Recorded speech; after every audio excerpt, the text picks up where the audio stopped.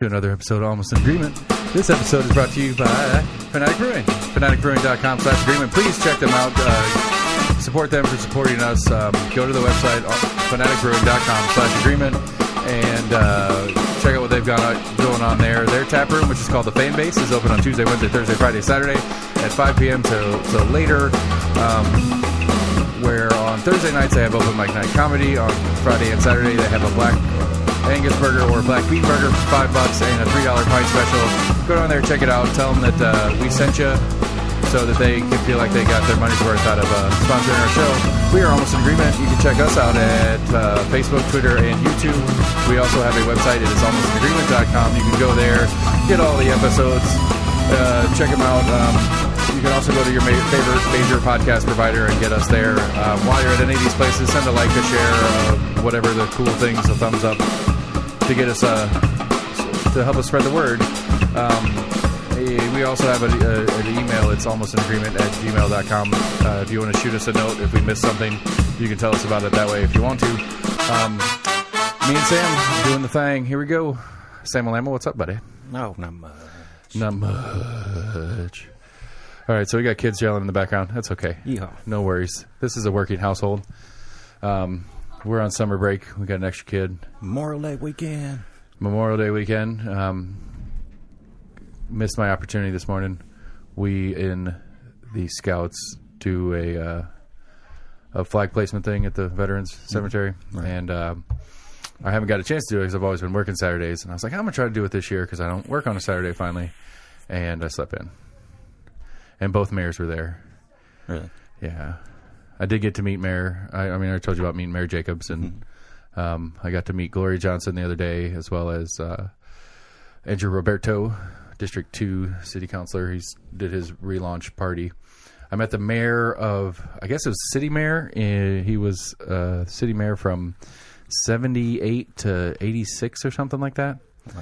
Wow. He was there. I gave him my card. I said, come on the show, man. Might not be the most exciting show ever. He's an elderly gentleman, but he was like, yeah. I mean, it was Lauren Ryder was there, and I was talking to her. She's like, yeah, this is the mayor from 78 to 84 or whatever. I was like, neat. He's like, yeah, I got to do it during the World's Fair. It's like, yes, that is the math. I believe that was in that wheelhouse, and so that was kind of cool.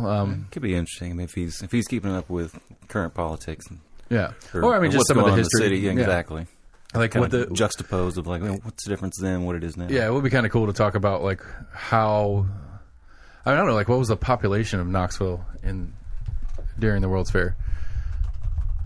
Population 1982. I don't know. Just the population difference. Current says 756 in the current metro population, which that includes other counties, obviously. That includes, it has to include parts of Maryville or Blount County and Anderson County, because the new census has us at like 6 something in county. So that's a weird factoid number. Well, then how do they calculate Oak Ridge's population and Maryville's population if they're thrown into the Knoxville metro? Well, I think it's just because when they call it a metro, they call it like because I would assume that metro was all of Knox County, basically. Historically, here we go. 1982. I apologize. 1982, the Knoxville metro was 289,000, wow. Where currently it's at 756. By 2034, it's looking at 881. I think this is a little bit old on its stats, but because I think it's going to go faster than that. But it's according to macrotrends.net, and this is a UN projection, whatever that means. But I'd be curious to see what that means as far as.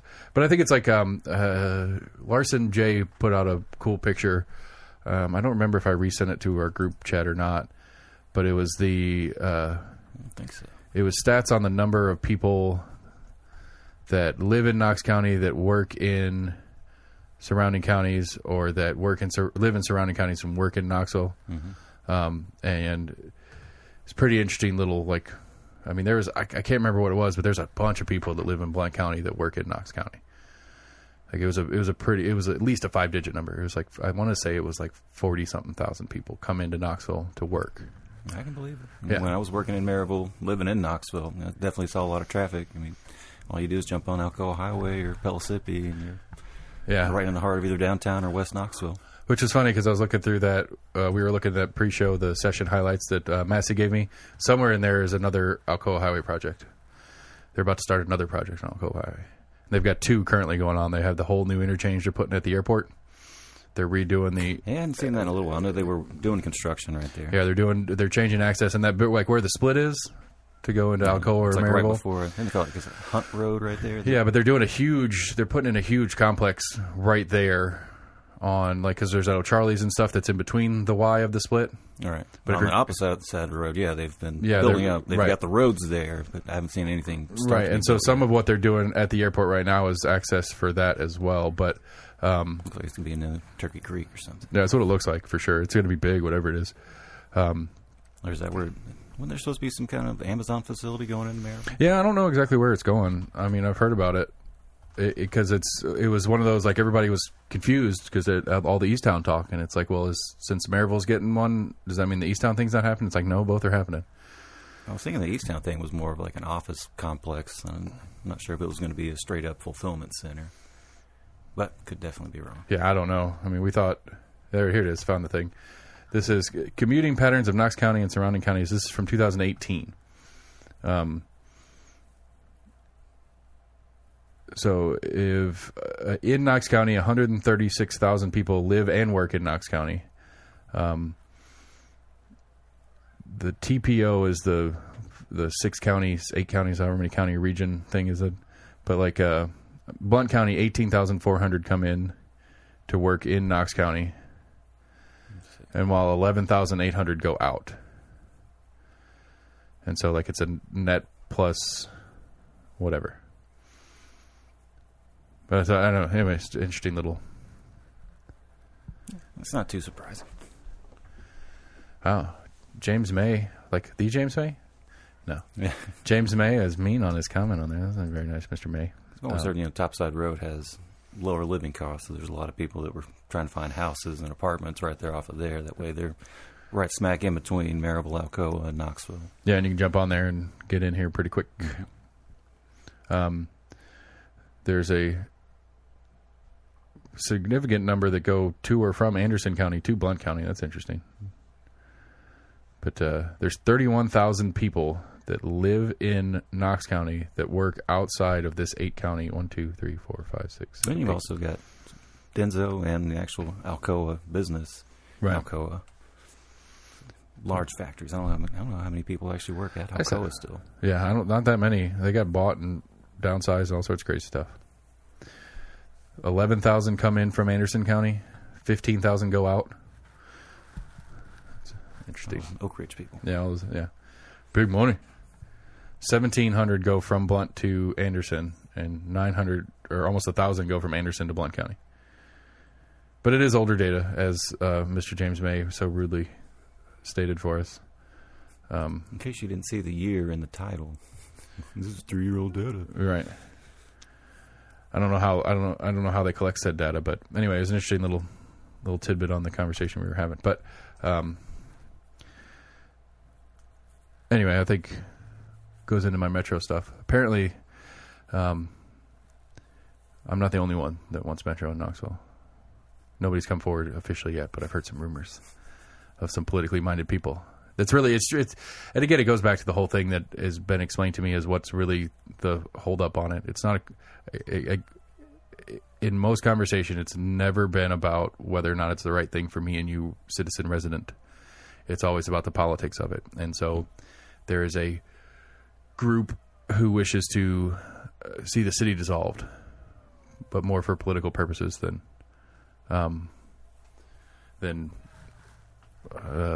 actual governance. It's a we don't like the politics of the city. I figured out who the socialists are, though. I knew it. I did see that article. It's Amelia and Seema are the 2 current ones, and then you have Hayes and Parker and not Parker, Hayes and Harper and McMahon that are adding to it. It's a city council movement. It's a thing. Apparently, it's a well organized, not officially a political party, but it tends to act as one. It's called the City Council Movement. Yeah. I saw a few other organizations that were listed in there.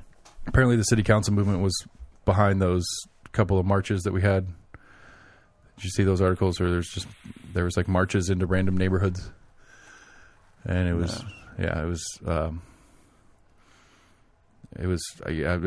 was weird. Like I couldn't quite gather. It was just people like, it was Old North Knox. It was like in, over there where the Pink House used to be, in that kind of group of neighborhoods, just people marching up and down those streets, yelling about Lauren Ryder and, Clinaris being sucky.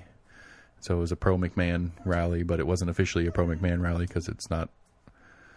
They're not officially for this candidate. They're just anti the other candidates. Similar to like it's just a PAC. It's a PAC movement. It's the same thing as like that anti Lauren Ryder ad that went out from a more right leaning one. It's like, we're not for a candidate. We're just telling you how bad the other one is. Yeah. And it was one of those kind of things. And so it's going to be interesting trying to figure out really the politics of it is what's fun, is like, so we have District 4. I've got Clinaris coming on week after next. And so that'll get me through everybody who's running, Lauren Ryder, McMahon, and Clinaris. But all running for the same district? Yeah, it's all District 4. And so the way city elections work is we'll do this thing and they'll primary. And through the primary, they'll get like 300-400 votes apiece. That'll be enough to get you through the primary, 300-400 votes. And then that'll be in August, and then come November, the top 2 primary people will continue. And so, like, I guess what the real thing, a real conversation to have, because I cannot figure it out. Dan Davis tried to explain to me last week. I remember hearing it at the Republican thing. Randy Pace has mentioned a time or two that it is their opinion that a nonpartisan race is really just a left race. It's just handing it to the left, is their opinion of it. And I'm trying to figure it out because, and it kind of made the way Dan described it kind of helped a little bit, because having a nonpartisan race, it lets the people who are active and doing things have a lot more control than the general populace that doesn't pay much attention. And since the left is more active in the city, they tend to be stronger in nonpartisan elections because they can weed out their primary field because they're the only ones voting. Is essentially what the conclusion is. And it kind of makes sense, but it's like, well, then you just get either, if you can't get people out to vote for you, well, then you can't get people to come out and vote for you. You're not running on a good platform then, right. What are you missing? But it's like, the stats run it out that the Republicans that live in these city districts only vote in big elections. So they'll vote next year in the 22 when we have 60 ballot items and senators and Congress people and all the major stuff that goes on, but they won't vote. They don't vote in local elections is essentially what it is. I mean, do they think the converse is true as far as the county being more right leaning, and then well, that's what the only reason they're getting reelected is because the county's quote unquote more right leaning? Well, and the county. Well, I guess to me it makes sense in the idea that the county does have partisan race. The county is partisan, but it's also with everything else that's going on. And so the county has bigger turnout, and since it has bigger turnout and results lean right, then it stands to reason that the county leans right because you're having more turnout. Where when you're having little turnout and left's winning, it kind of makes sense. But again, it goes back to like me and Dan disagree on the idea that, Dan and I disagree on the idea that, that the party means something, and or the party is more important than the person is Dan's stance on it. It's like, I get the idea. I really do get the idea that if there's an R next to her name, that means something. And that if I didn't have the time or energy or whatever to really do any research, but I know the general framework of an R or a D, I can make my decision based off that. I agree that that's important, I guess. But it's only important if it actually means something, which I don't think it does anymore like it used to. It's important if we go along with the with the line of thinking that most people don't, actually look at a particular candidate's platform that or what they're running on. They're right, but they got our next name, and we can just assume by they are, well, they're probably for and against this or that. Right, but when we live in this world of black or white, which is not the reality, and to channel the AC who isn't here and say it's more complicated than that. Well, when we have to binary an issue, then sure, the R&D can mean something. Or I'm sorry, I take it back the other way. The R&D mean less because we have to binary the issue. If we were allowed to have nuance in an issue, then an R, a D, an I, an L, a G, whatever other parties we could get in play, then I could see the parties having more value when we have multiple parties because we're not binarying the issue. But since we have to binary the issue, then there's no nuance. If there's no nuance in the issue, then there's no need for nuance in the candidate, and then the R&D makes sense. But there's nuance in these issues. And I'm becoming a Manus fan the more I watch him do his thing. It doesn't bother me, partially because I'm not a Republican, mostly because I'm not a Republican, I guess. It doesn't bother me that he doesn't toe the line. It doesn't bother me that the party hates him for voting and speaking out certain ways on certain issues. Mm-hmm. I appreciate that about him. Some of the stuff I don't necessarily disagree or agree with him on. He was one of I think he was the only Republican that voiced any opposition to the high school sports transgender thing. Right. And while all that was happening, I didn't understand or know enough about it to really understand what was going on. But it's like the party's mad at him because he didn't think it was a good idea. And it's like, well, his reasoning, now that I understand it, we thought when we helped you get elected, you were going to side with us on everything. Right. And it comes down to me, and it also comes down to it's your party. You guys built this machine, and you're not controlling it, which I don't care that you're not doing a good job controlling it, but this is the result of your machine. I mean, is it hurting them that one person doesn't side with him on everything? I mean, yeah, because it becomes if a Republican can say yes to this when everybody else is saying no, then how do we who else might do it? Right. Or when it becomes a real issue of that actually has merit and value, is he going to do his job? What is that cat so upset about? I was wondering what that was. She sounded like a little like toy baby doll. Yeah, she's very angry about something right now.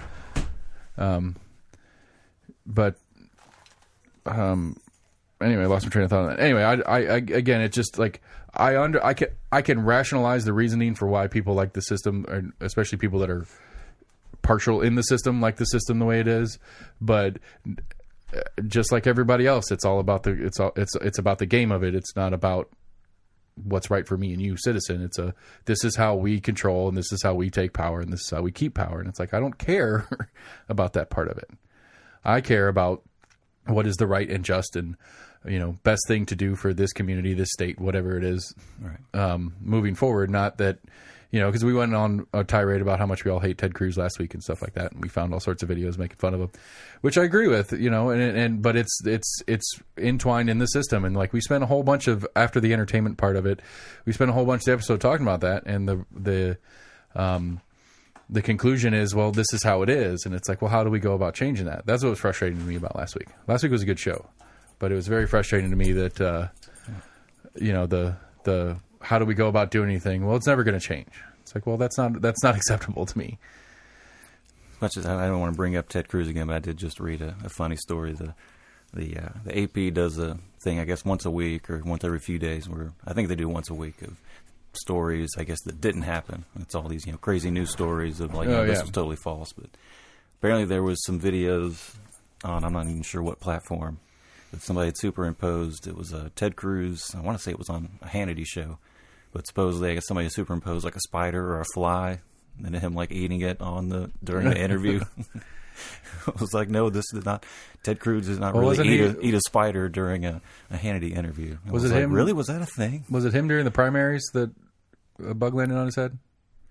No, that was Pence during one of the VP ones. That's right. Everybody made a big deal. Everybody made a big deal out of that too, and it's like. But I think I read there was some interview of Ted Cruz and showed him picking and eating a booger or something during one of the debates.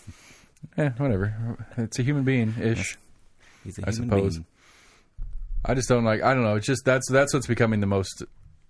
Like, I don't know. I guess it's easier for any party to do that. But I mean, I guess like what it came to me in one of the conversations. I think it was with Kimberly from the sheriff's office. Oh, suck it, Matt Shear, suck it, Matt Shears. I got the sheriff. Anyway, like as we're diving down all these crazy paths, following the different leads and interviewing the different people, and it's like I don't like politics. I really don't. Like, it's kind of fun. Like, I can see the joy of the game. Like, it's like Monopoly. It's a brutal, vicious, 9 times out of 10, the game ends with the board flipped over and somebody storming out kind of game. And that's what politics is and is. There's definitely a number that get in there and get disillusioned by it. Well, it's had the old movie of Mr. Smith Goes to Washington, right? But it's like I'm going to go in there and make change, and then you find out, it is some backroom dealing of trying to get consensus and kind of trading things to get certain bills passed. Right. Which again, compromise isn't a bad thing, and working together on working with somebody that you don't necessarily agree with, or you don't necessarily agree with the idea of, to help them get their thing across so that they'll help you get your thing across. I can get behind that. But again, it goes back to we know when some bill gets put on the floor, state, federal, whatever, we already know at least, like a Senate vote, a federal Senate vote right now is 45-45 with 10 people that we actually have to, we actually have questions about whether these 10 people are going to do. Because if it's a 50-50 House or it's a 50-50 Senate, we know that at least 47 Democrats are going to vote this way, 47 Republicans are going to vote this way. It's those other 5 to 10 people that actually make a difference in it.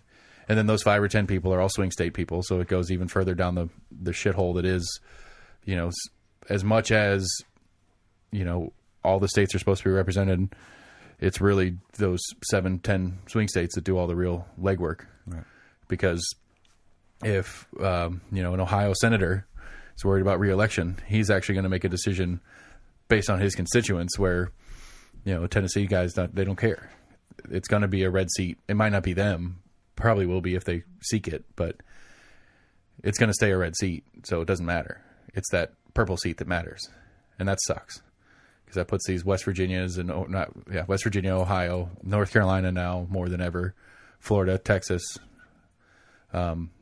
Wisconsin. Not that I hate on Wisconsin for many things, but I just like the idea that Wisconsin has literally more vote than Tennessee does, not functionally, or functionally, not literally. I apologize, misuse the word, but functionally has more influence on what's going on because their senators have more need to be responsive to their constituency than mine does, and that's a result of the system. It's not the senators' fault. I mean, they're doing what they need to do. It's just that's the way the system is set, and that's how we have to deal with it. That's what I remember reading about last year with a smaller percentage, kind of what you were saying, are really, kind of swing districts that could go one way or the other versus, completely safe districts that they really don't have to try to get reelected. They know there's a good chance that they probably will get reelected or their party will remain, or that seat will remain in that party's hands. I need to get better about it because that reminded me because I fail. One of the questions that I like to put in, it's like whatever the bill or whatever is, whatever mandate that city council is trying to put together, and it's like, well, what's in it for me? And I never mean that as me, especially on a city bill because I'm not in the city. But when I say what's in it for me, I mean like and maybe I'm wrong on this, but my image of who I am in this grand conversation of what we're doing is me being me and my neighbors, right. Me as a regular Joe trying to keep track with what's going on, not me as in me personally. Right. But some of the decisions are made based on their whatever business and political contributions were made to keep those happening. I know, keep but the dollars flowing as well. But I think that's the question that needs to be. I think that's the question that needs to be asked more often. Like baseball thing. What's in it for me? And not just me, but me, us, me. And that's really. I mean, the conversation's there. It's like community benefits agreements and how's this going to help our tax base, that kind of stuff. But it's like realistically, what's in it for me? I get a place to go do things. Right. That's what's in it for me. And with the way the financing is going to work, it's not going to cost me anything unless I use it. It's going to cost you a little bit. It's, and again, and that's just popped in my head. And maybe this play from the county side of it is to hammer on the city budget, because the most likely method to get rid of the city and go metro is to let the city go bankrupt and have to dissolve because they can't afford it. Right. And so maybe I don't know, maybe this is too conspiratorial, but maybe that's part of the reason the county's on board, because the county can do it and it doesn't cost them anything. I think the county knows that if all goes well, they stand to be able to benefit from it as well. I mean, they do, and again, it goes to like some of the weird relationship things. It's like I can't remember who told me it, but like I want to say they said like 75-80% of sales tax revenues inside Knox County is in the city limits. And so with the way the sales tax revenue kicks out on the local portion, because the state takes 7, we're 9.25, state takes 7. The local option is 2.25. If you're in Knox County, spending money in Knox County, that 2.25 goes to Knox County. 1.6 of that goes to the schools. If you're in the city, 1.6 of that goes to the school, and then the remaining 6 point whatever goes into the city coffers. But of the 500-ish thousand people that live in Knox County, 80% of the sales tax revenue is in the city. Right. And so where most businesses be all along Kingston Pike. Right. But so what that means is that the city budget is inflated for their against their population. The city budget has their extra sales or their extra property tax for being a city resident, but all of us county residents pay more into the city even though we don't get the services because of the way the city lines are drawn, basically. Right. And so, and it goes into all these different conversations. Like, I think it's the first time I had Dr. Lundy on.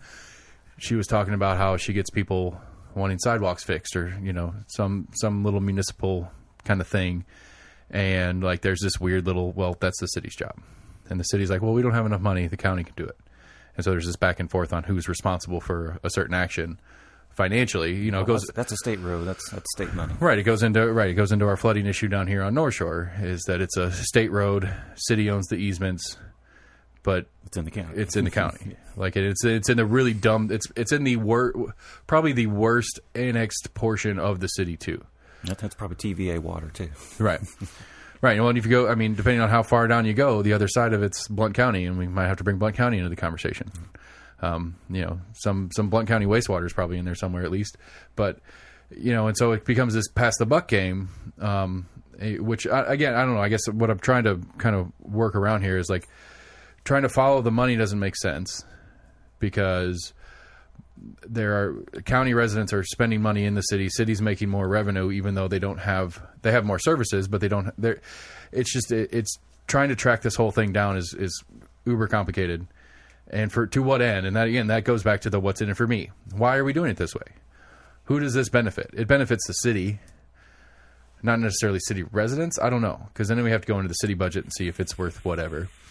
Because I really like it. Again, it goes down to one of those like simple question: what does the city government pay for?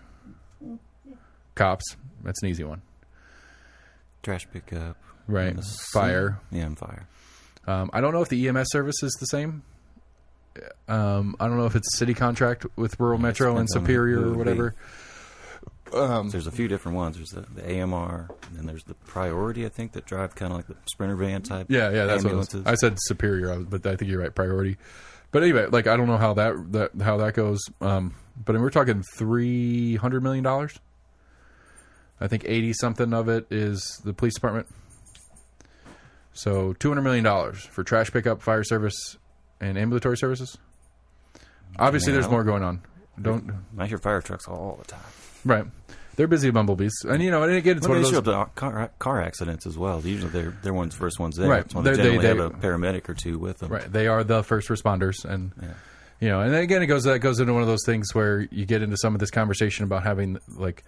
One of the new things in the city budget is an additional amount of funding for their non-police response units, or I can't remember what they're called, but it's like the social worker thing where if you have a domestic or something like that, you send out a social worker instead of a cop. Are we trying that? Yeah, we've been doing it for a while. They're expanding it in this budget, and it's like I get it, but I don't know. Like the way I understand it, it's a partnership thing. It's like you have a cop and a social worker that ride together, and so they show up on the scene, and so which again makes sense to me. Cops there to arrest people. That's what cops do. Social workers there to figure out what's going on and try to Yeah, you read about a trying to number solve of the calls situation. of just, a business owner that just wants, the homeless person that's been panhandling outside their business for weeks or whatever. Right. And so having two patrol cars show up for it, it's like we can send a patrol car and someone that maybe actually get this person in touch with some services. Like, right. Hey, you're 3 miles away from a shelter. Like, what if we get you right over to the shelter?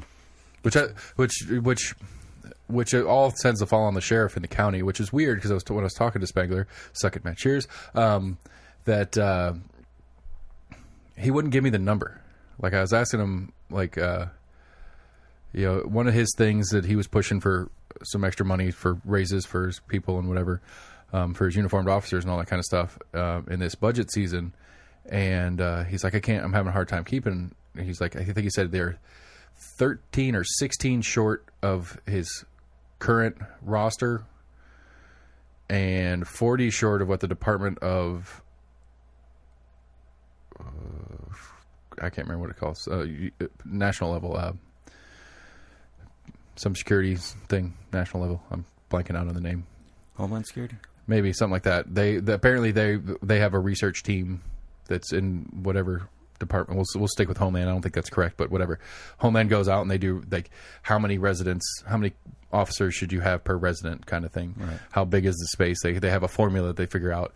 And so we're like, Knox County is 30 or 40 short of what the recommendation is, and then we're 13 short of that. But I don't know what the number is. Like, I asked him, I was like, well, how many is the number you want to have? And he's like, well, I need about 13 to 16 more. And when you got 13 more, how many would that be? Right. And he's like, well, 40 less than what the Homeland wants me to have. It's like, hey, this is getting a weird shell game. It's a weird shell game here, buddy. Come on, help me out. But I mean, he was a nice enough dude. I'd like to talk to him again in a formal or informal setting. He seemed like a pretty decent guy. But I specifically said from the get go, this is not a campaign stop. Right. I want you back when we get into the real campaign cycle, but I want to get through the city stuff before I start working on county stuff, because we got all sorts of county people already announcing and stuff like that. Biggs is going for chancellor or something like that. There's a chancellery court? No, I don't know. Like, that's one of those. That's going to be the next thing after we get through city. Is I'm going to have to figure out all these other offices, which is cool because at least I have Biggs, who I've already talked to as a commissioner, and whatever this new position he's seeking, I can talk to him about what that position is and what he gets to do there. Presumably, it's a more powerful position than his commission seat. Yeah. And he's at large, which is good for him in this race because he's at large is a county-wide race, and so this new position that he's seeking is a county-wide race, so that the county knows him broadly speaking. So it'll be interesting to follow up on that. I know Matt Shear said that they have a couple guys they're talking to about getting into the sheriff race, and so Jimmy J.J. Jones will be running against Spangler will be primarying Spangler, because the way their term limit works is weird. The the term limit is 2 consecutive terms. Doesn't matter how many times you do 2 consecutive terms, you just have to have a gap between. So 2 turns gap, 2 turns gap. Something I wondered about the president for a while. I was like, okay, you can only do 2 terms, but is it just 2 terms? And that might be one of those norms. Can you get out for a term and then come back in? But you can't. I think they limit you just to 8 years total. I mean, that's a constitutional in your issue. lifetime. Right. Yeah. But some of those are like that might be one of those norms the president of the United States might be written the same way the sheriffs are. It's just that every president that's ever done it never does it again. Right. I mean, Teddy Roosevelt kind of cheated, but only because he opened his mouth. FDR? No, Teddy Roosevelt. He got whoever died, he took office. It was real short. And so he said when he took office that he would consider this his first term. Runs again, wins. Really wants to run again, but he said he wouldn't, so he doesn't. And that's when he got Taft in. And then Taft takes the seat, and Roosevelt hated it. And that's when he started the Bull Moose Party and ran for that official second term under the third party. Yay, random history. But I think FDR was his cousin. They were really, I don't know. I think they had like the same grandparents or great-grandparents. And how diametrically different politically they were. Relatively, yeah. But that's who. I mean, that's the model, according to Dan Davis, of where the party's trying to go is back to Teddy Roosevelt. Where walk with a big stick. Yeah, I mean, but the big stick, right? It's the government as small as you can get away with, but when it needs to take action, it's strong enough to do things. And I was like, okay, give me a non-military reference for this metaphor. And it's like, break up Facebook, break up Twitter, break up YouTube, break up Amazon. So back into old school trust busting, whatever.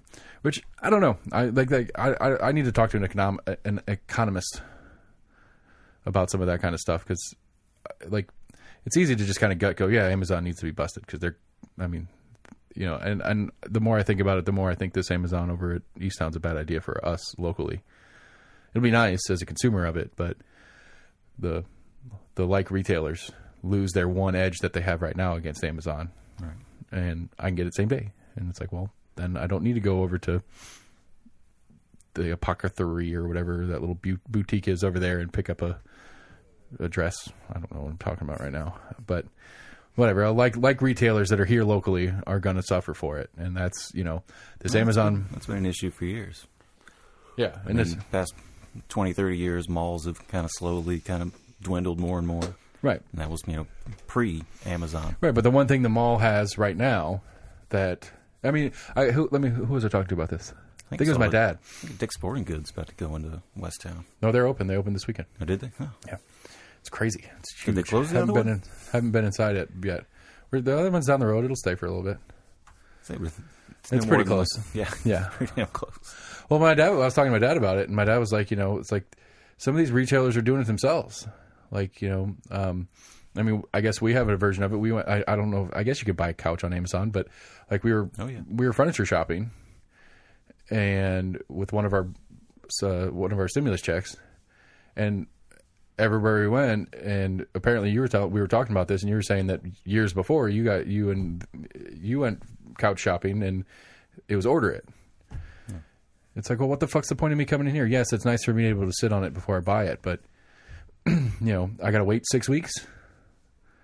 I'll take a 25% off to kind of go in a little bit blind without being able to sit on it. Or I go worse and go shop at all the stores in town. And since I have to order it anyway, just go home and order it off Amazon. There's some mattress stores that do that. Or they can make it within, 2 or 3 days.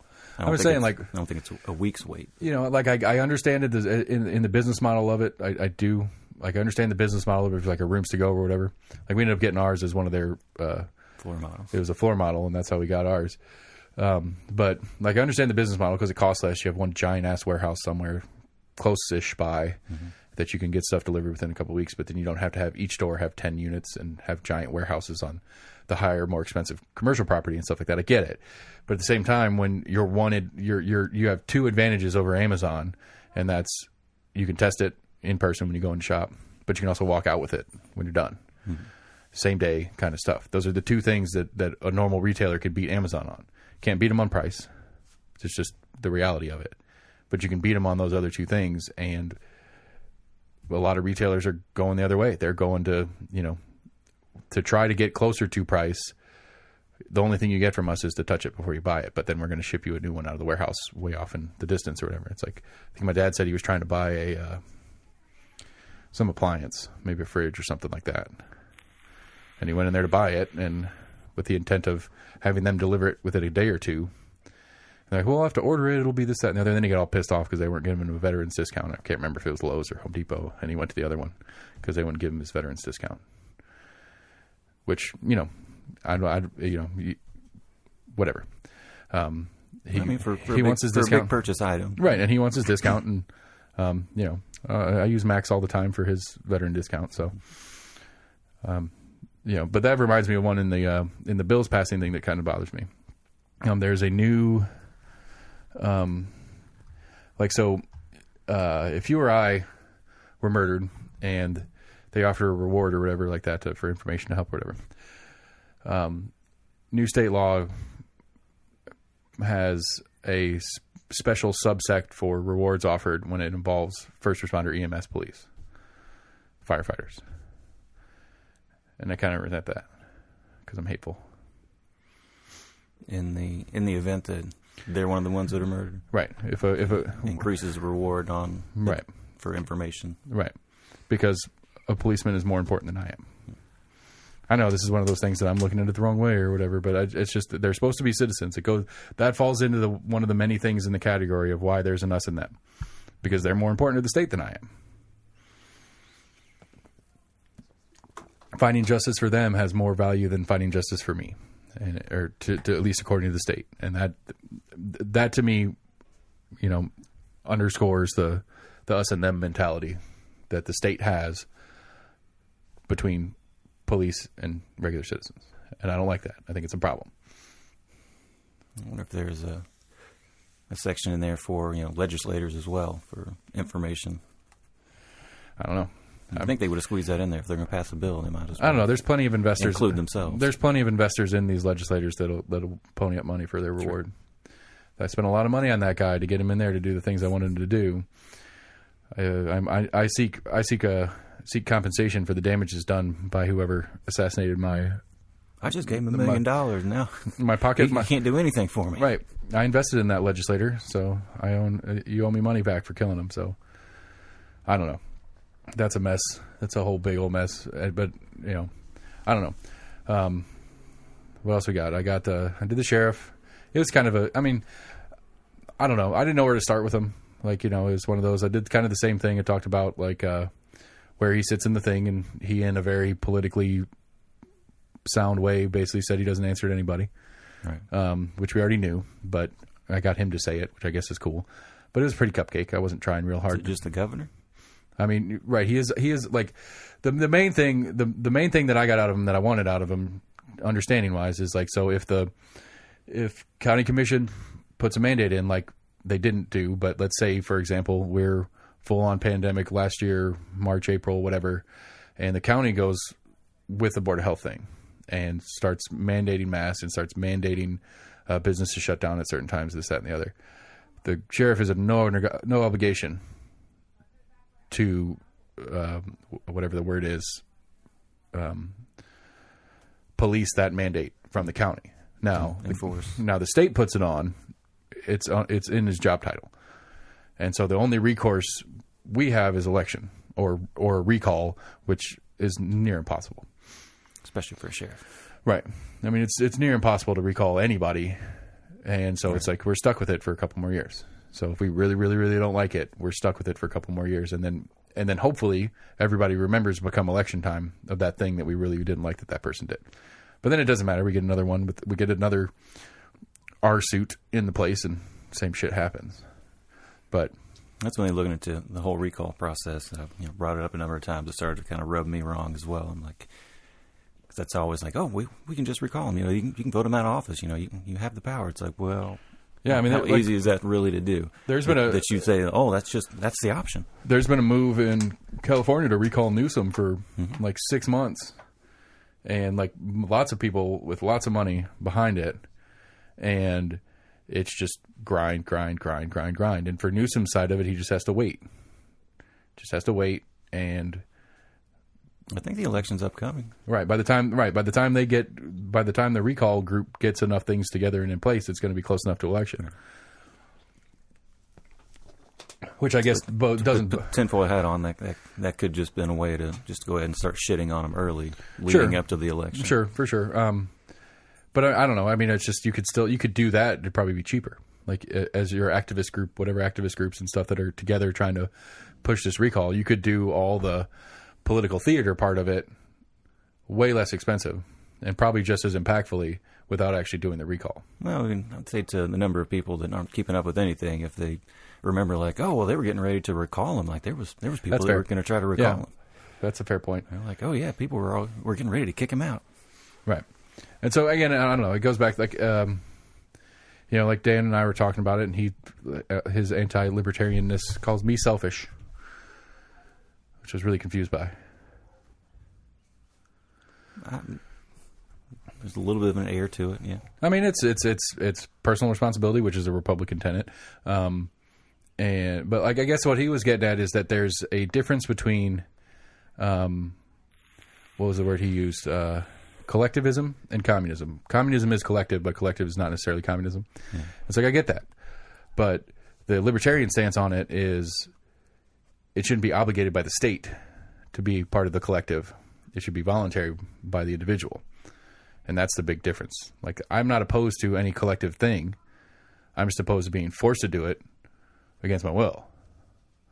I shouldn't be forced to, like, I mean, I use my plumbing thing as the major example. Right.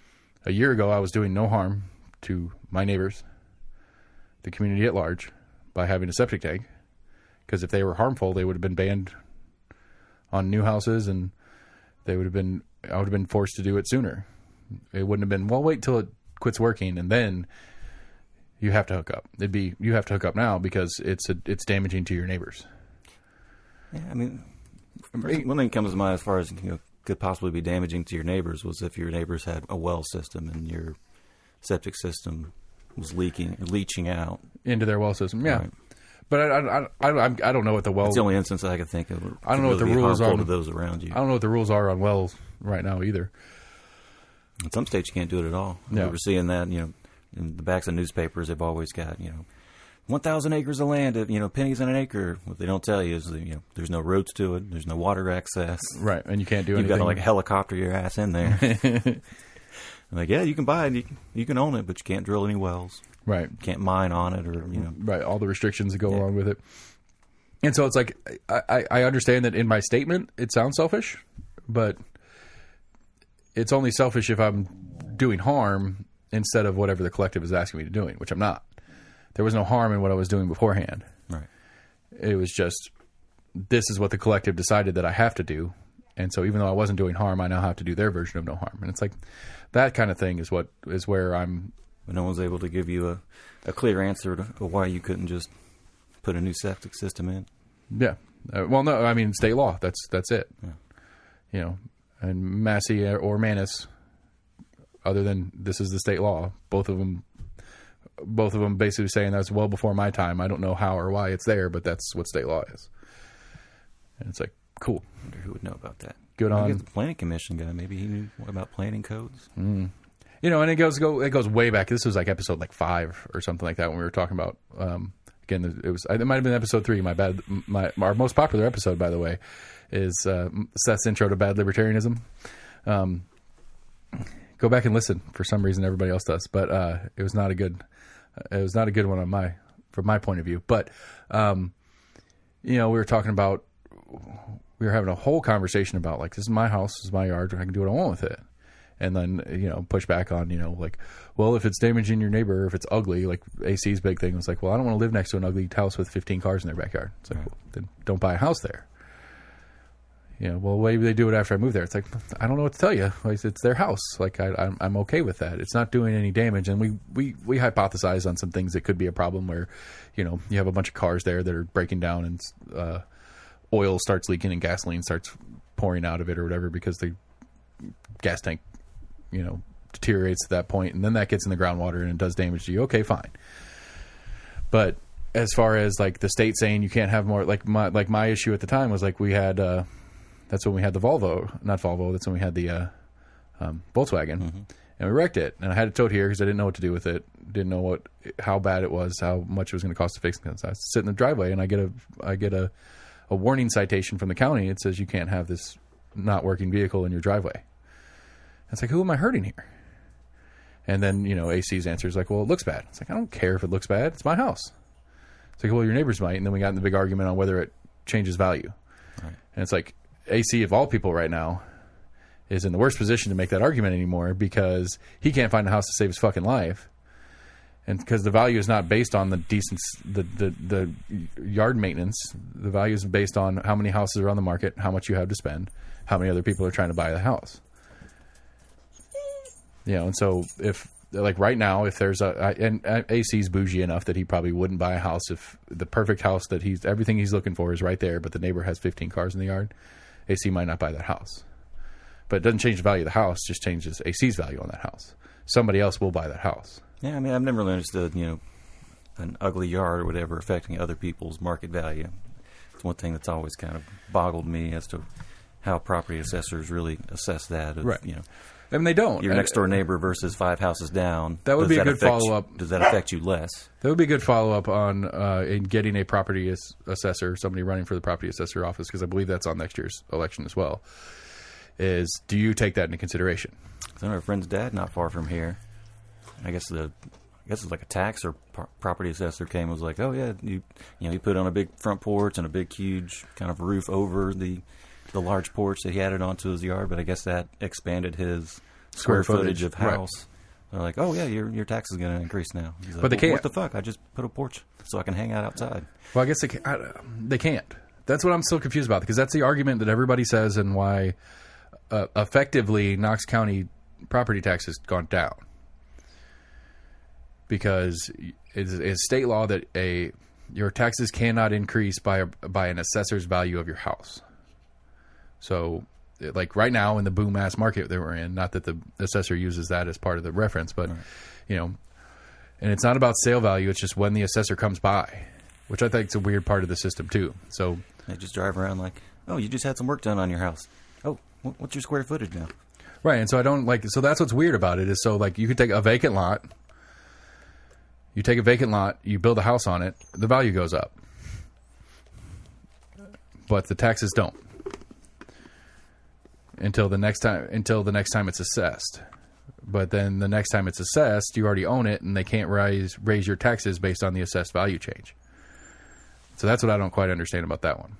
Like I could see it as you own the house, you do work on the house, you improve the house, and the assessor, even if you don't do work on the house, just the market's blowing up like it is right now. The assessor comes by, and your $100,000 house is now a $200,000 house. They can't double taxes on you. It's your house. But I could get behind the premise of when that house changes hands, that the new person is assessed on the new value, pays the purchase value. But I guess at the same time, a way to work around that is you do the same thing you do when you sell somebody a car. You put on the title that you sold it for $20, so they only have to pay $2 in sales tax. Right. When they get it registered. You have to do at least $100. Whatever. You get the point. You can do a gift once. But I'm just saying, like with the car thing, you gave me $10,000 for the car, but I wrote on the thing it's $100, so you go get it, your tag and title for it, and you only pay $10 in sales tax. Right. And so, but I don't know how many people would try to play that game with a house purchase versus a car purchase. You know what I mean? It throws up a lot more red flags. Right. Because, I mean, you could be like, I bought a piece of shit car. Well, I mean, unless you're buying a house cash, because you don't, I mean, when you do those kind of exchanges with people in a car, it's a cash trade. I mean, it's a cash exchange. It's not like you're not walking up to somebody buying their house for cash. Right. You're getting a loan on it, and so there'll be records of how much the loan's for, and the loan officer is going to make sure that the value's there and that kind of stuff. So it may not be exactly to what the property assessor thinks it is or whatever, but at least that would be a way to raise taxable income for the county reasonably in a logical manner. Because I paid $200,000 for the house, I should pay $200,000 property tax. But the property assessor has nothing to do with this county property assessor has no comparable skill set. I mean, I guess it's a comparable skill set, but their functional reason for assessing it is only for tax purposes. So they don't have the same criteria as a loan officer would for conversation. So it's a weird, I don't understand what the point of the property assessor is. I'm saying even like for businesses, you're probably going to get taxed on the square footage of your retail space. Right. That makes sense. I'm not disagreeing with that. It makes sense that it should that those things kind of track, but the way that everybody's explained the way property tax works is the property assessor is not assessing it for the same as the property assessor's value for your home is not the sale value, not necessarily the sale value for your home. In theory, it could be more somehow or less. Most time it's less. Like when Todd was on here last talking about selling his current house. Right. I was actually thinking about that, but I was thinking you guys had talked about that in the line of his increase in property tax by a penny or two or whatever. Right, because that was his pitch when he was running for commission. And again, it's one of those, like, I still can't wrap my brain around this budget at all. I don't, like, it's one of the things that McMahon had explained to me, and I'm taking her word for it, because she's been in the nonprofits and doing a lot of grant work and stuff. When the city gets a grant from the federal government to do a project, like a homelessness project, a $5 million grant, the city puts that in their budget. So if federal government says, here's $5 million to do a homeless program. You have to do X, Y, and Z with it. You have to have somebody in the city to document what we require you to document on how you spend the $5 million we give you. All right. But then the city turns around and puts that as part of their annual budget. And it's like, well, that's not really part of your budget. You know what I mean? Because it has to go a specific place. You can't do anything with it other than what it was given to you for. Right. I don't think it goes into the. I'm assuming it doesn't go into the general fund. It doesn't. It doesn't go into general. Go into a particular divisions. Right. Budget. But when the mayor presents her budget, she's presenting her budget that she's spending now $7 million on homelessness. Well, she's really only spending $2 million of our money locally. She's spending $5 million of federal funds, but she gets to claim that in her budget pitch. It's a semantics thing. As the city's money. Right, but it's still... Not necessarily the taxpayers' money, per se. I mean, it is the taxpayers' money either way. It's this, whether it's the city tax or our income tax that the federal government's spending. But it doesn't make sense to me that they should do it that way. I understand it, but it doesn't make sense. If it's grant money, it shouldn't be in our budgets. It should be what we, with our city taxes, when I go spend money in the city sales tax, you as a county or city resident spend in property tax, when that money goes into a spot. And so, again, the homelessness program, we want to spend $10 million on that. $5 million of that is federal money. We're only spending $5 million on that locally, and that's how it should be designated in the budget. Not that we're spending $10 million over here. Because we have $5 million in income that goes directly back out to it, so it's not... It has nothing to do with our budget or our function. It has nothing to do with any of that. It's just sounds good. I'm assuming that's their way. So I'm assuming they've got to give that budget to prove how that money was used to the federal government for that grant. I mean, maybe that's their paperwork of like, hey, this was our budget that shows. That. I guess I was trying to think of an analogy for it the other day, and I don't recall exactly what I came up with, but it'd be like if I.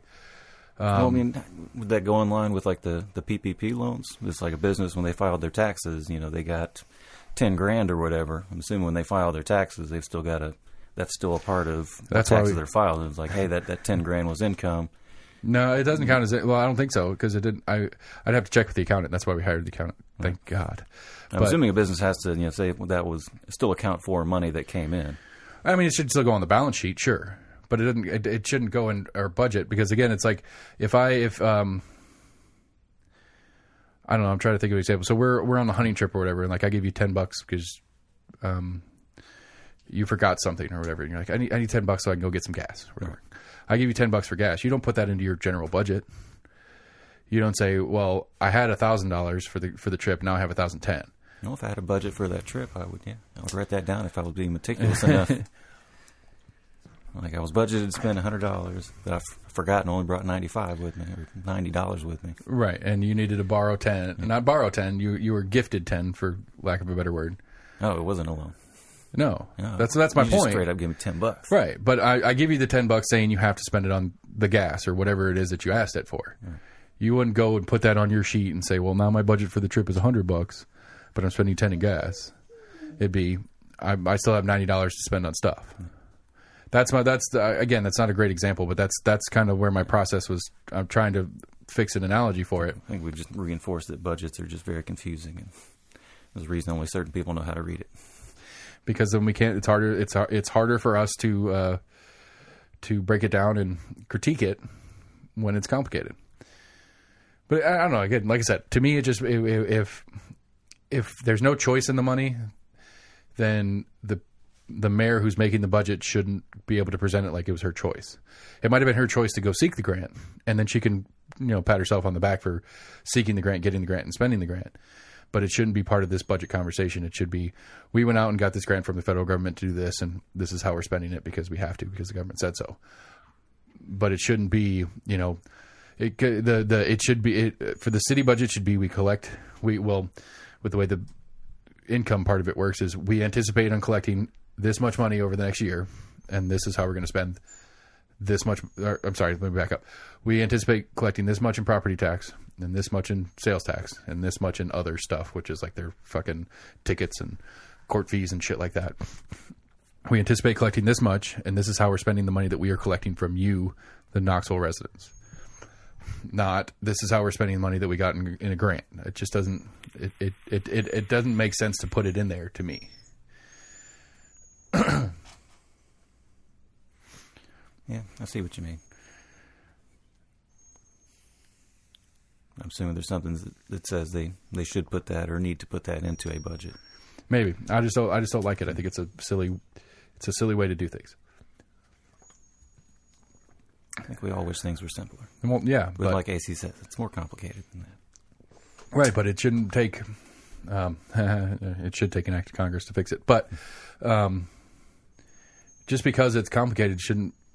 I mean, we should point it out. We should be agitated to point that out. Right, and we shouldn't stop asking questions to understand. Right, right, and oh well, it's this or it's complicated or that it's just it's a way out of a conversation to say it's complicated as a response. Yes, I understand that. And yes, maybe my attempt to oversimplify it is not as useful as I think it is. And maybe that's my cop-out and argument as well. It's like, well, let's try to simplify this. Make it easier for normal people to understand. Maybe that's a cop-out because it's too complicated for me to understand. But just accepting that it's complicated and being like, okay, it's complicated. And that's the end of the story. It's like, no, that's not okay.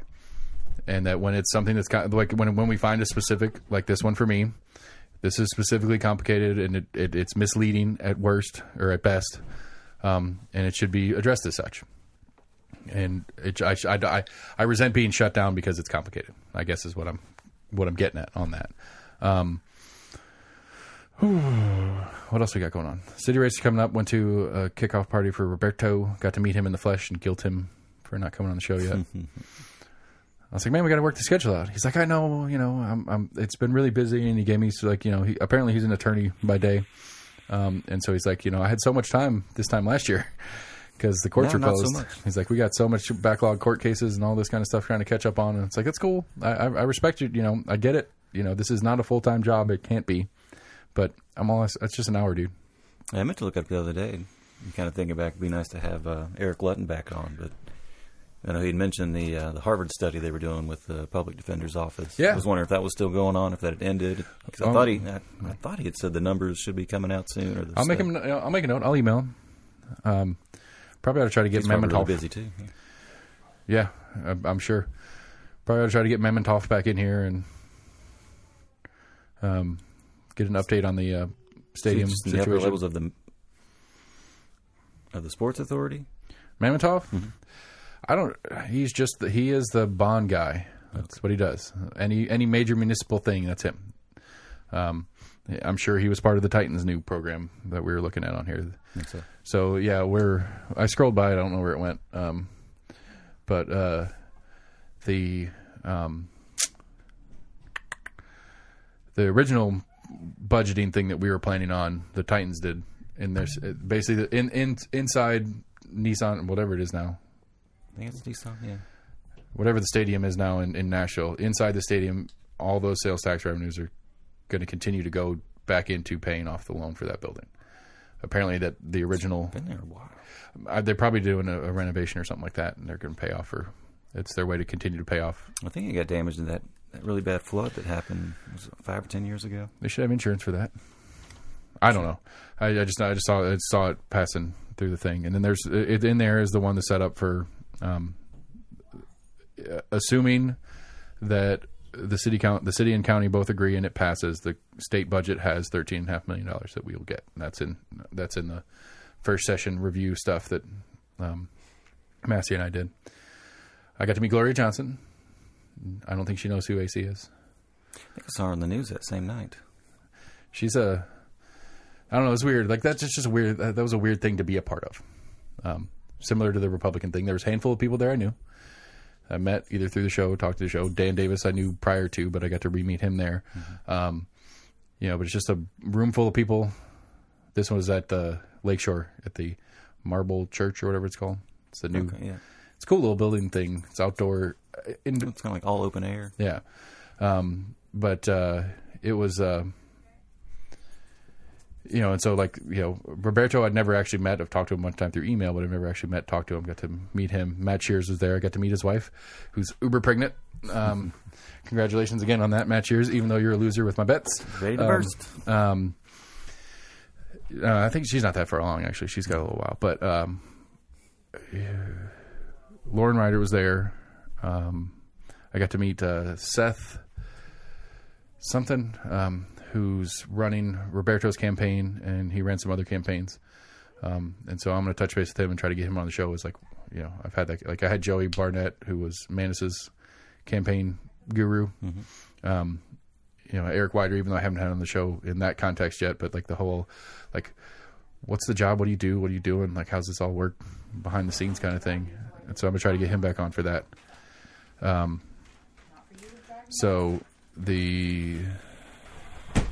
then Lauren was there. Who else did I meet? And Gloria. Anyway. And so, yeah, I poked at AC with her. It's like, I was like, you know. Was it a general fundraising, or was this just for one person? This was Roberto's campaign kickoff event. Campaign kickoff. Okay. And so, basically, West Knoxville Democrats, and then, you know, as a unity kind of thing. Tommy Smith was there, but he left before I got there. And so, again, it's like, you know, it's like these little mini coalition things that are going on. This is what the pitch against the city council movement is they're a very socialistic group who's not, you know, I mean, Dan Davis's description of them, which I don't disagree with. They're a political party. They're a further left, more socialist kind of style. Apparently a couple of them are actual members of the National Democratic Socialist Party kind of thing. And that's, I mean, the city council movement is essentially that subset or new party-ish kind of thing doing what they do.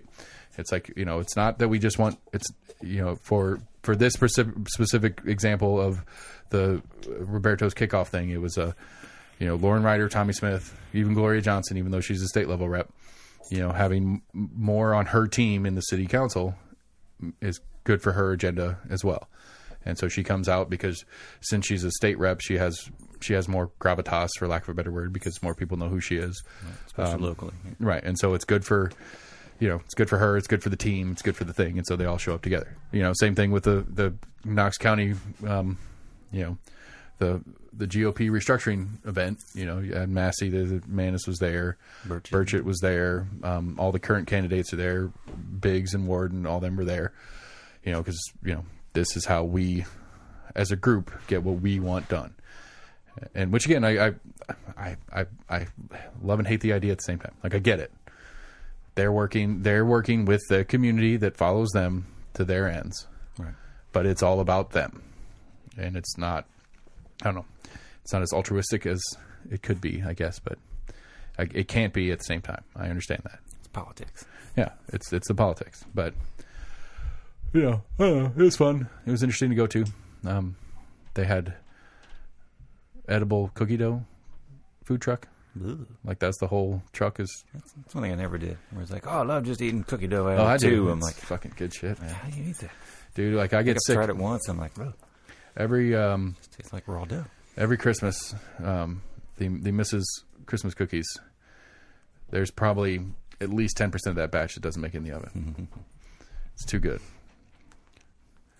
Just look too good, being all oily and greasy and gritty. The more you mess with it, the weirder and more malleable it gets because it's got a lot of butter in it. So once it warms up, it starts to soften. Good stuff. Anise. It's delicious. Starve anise. I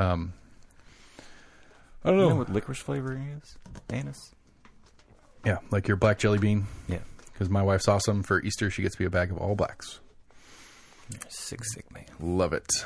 Love it. I don't like black licorice as much, though. Like actual rope licorice. Mm-hmm. But I like black jelly beans. I didn't used to. I don't know when it changed. Never cared for it. It's just too strong of a flavor. Yeah. There was a company that made a vape flavor. It was good. It was real good. Had to treat it like menthol, though, because it's real strong. Like, you couldn't put a different flavor in that tank, or it would taste it would still taste like it. But it was yummy. Gross. I don't know, it's summer, Memorial Day weekend. What's going on in the city?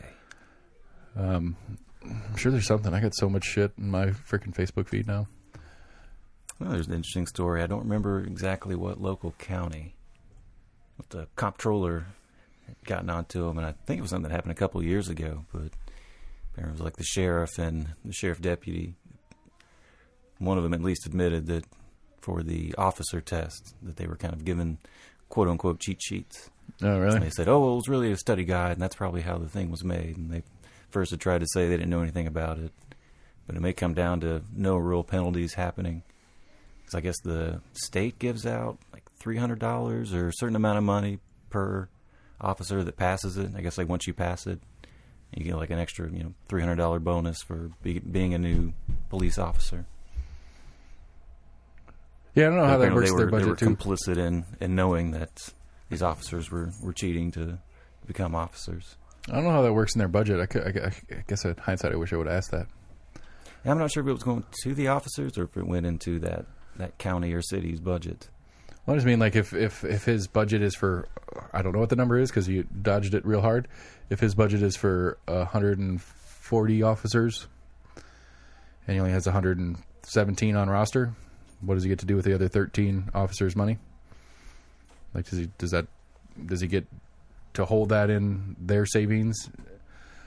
Or if he goes over, if he gets to...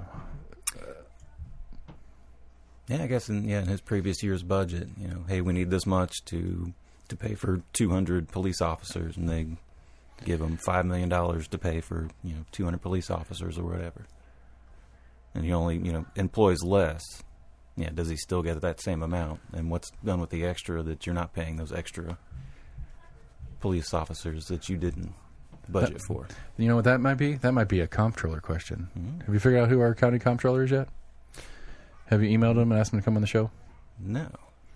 Why not? Like I said, when I digged into it, I thought they was just a state level comptroller. Have you put any thought into my extremism idea? That was one thing I had written down in my little book that you lost. It's probably at the shop. I'm hoping maybe it fell out there, but we'll find out soon. But I think I was a little swayed by digging into the commerce and kind of government as it is. Say that again. So I think it was in my thinking of what a government should do. I think and just kind of reading about early Federalist stuff. I think I do lean more towards the kind of Federalist system, which isn't too dissimilar from what we have now, essentially. Todd's house is on the market, everybody. Yeah. Let's see. Let's look here. I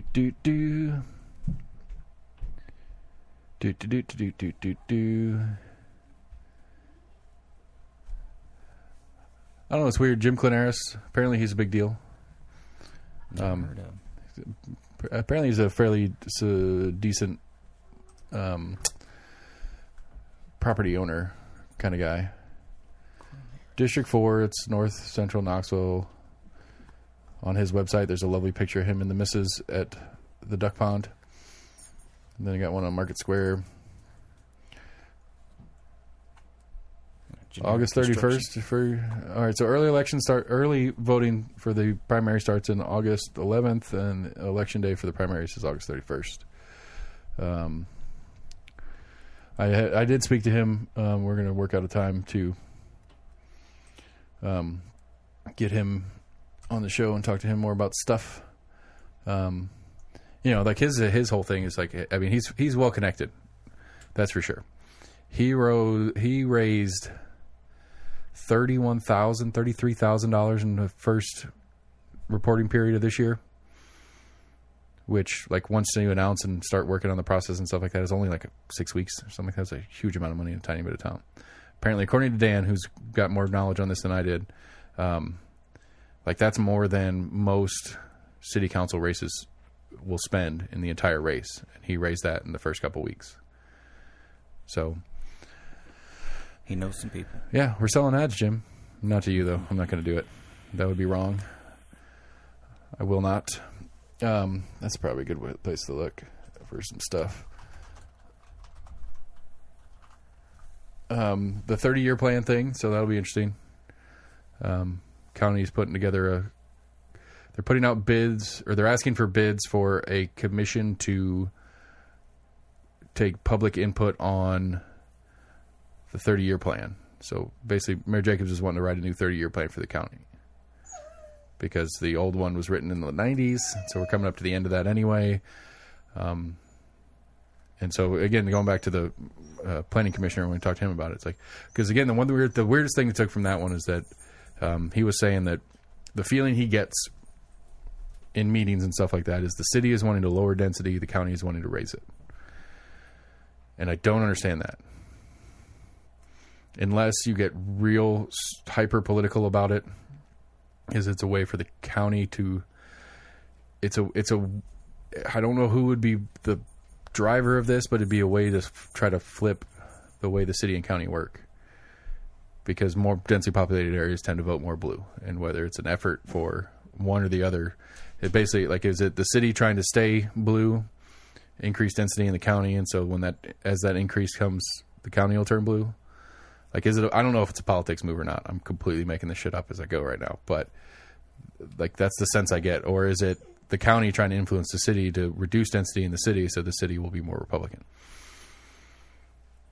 And again, I don't understand the logic. Maybe that's a better conversation to have. Like, what is the logic? Well, we've tried to dig into it. Social scientists have tried to look at it, and they can't quite fully explain it. I mean, they gesture that, in major cities that, if you're not necessarily, quote unquote forced, but if you're living around diverse people, you're, I guess, more inclined to be more accepting of more things because you are having to live closer to your neighbor and get along with them. Biggs is running for trustee, to clarify that earlier point. Victor Ash. Yep. Another former mayor. Apparently a buddy of G.W. Bush. That was one thing I always kind of wondered, because he went from a mayor to ambassador to Poland. And I was like, how do you go from a mayor of Knoxville to an ambassador in Poland? Apparently, Ruggiero was pretty tight with the Hillary campaign, and that there was thought that she was going to leave Knoxville for an office inside somewhere in Hillary's cabinet. But, the other part of that didn't happen, so that option didn't come to fruition. We got the broadband thing going on. Looks like that's going to go through. I saw, they did have a meeting about it, I think, a couple days ago. Yeah. I think they said it was something like a 3% increase for like 3 to 5 years as far as for the funding for KUB. They were going to build in a gradual or a certain period of time of increased rates to pay for broadband. Electric customers will experience a 3% increase over 3 years. KUB Electric will loan fiber for $35 million over 2 years. KUB is set aside in 6 to 8 weeks. Apparently somebody at the meeting said that it should be a ballot item, and that'd be a matter of the commission making it so, or somebody doing the legwork to make it a ballot item. But I don't know how much the ballot item could again, I should have followed this one closer with all my KUB bullshittery that I don't like about them. Because I don't know how much. Considered a private entity? Yes. In Mr. Hornbeck's words, the quasi-governmental entity like KUB. I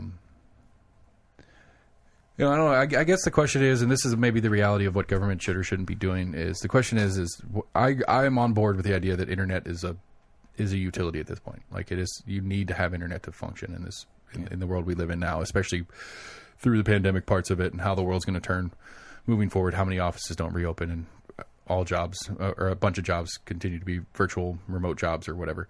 So I agree with that premise of it.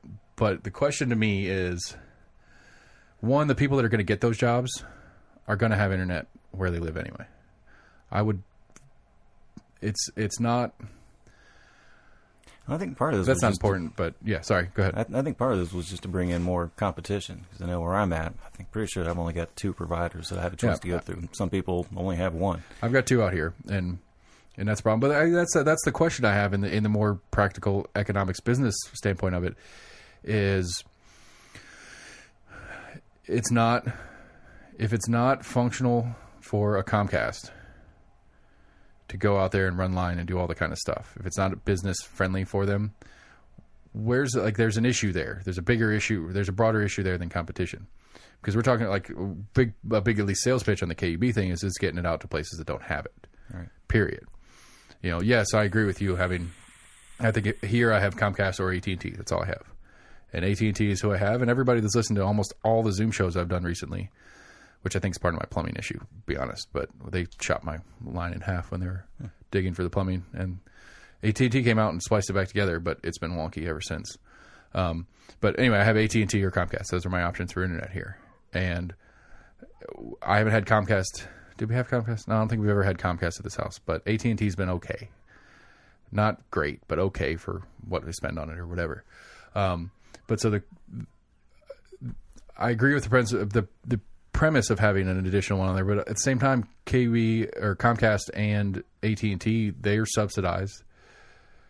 There's one company that it's been a few different names. There was WOW and a few other ones.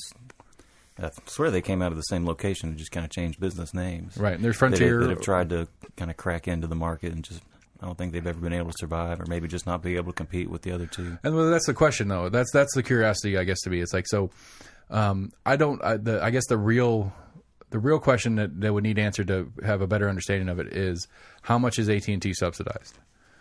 Are they subsidized at all, or is it just in the sense that the poles are up and they get to use the poles for free, or for like do they have access to the infrastructure part that KUB already has up without having to put their own poles up and all that other kind of crap? Right. I don't know. Can they just add a line to the pole that's already out there? Right. What's the process on that kind of deal? Because I wholly agree that it'd be super expensive for a new guy to come in and be like, hey, I'm going to provide internet for this community.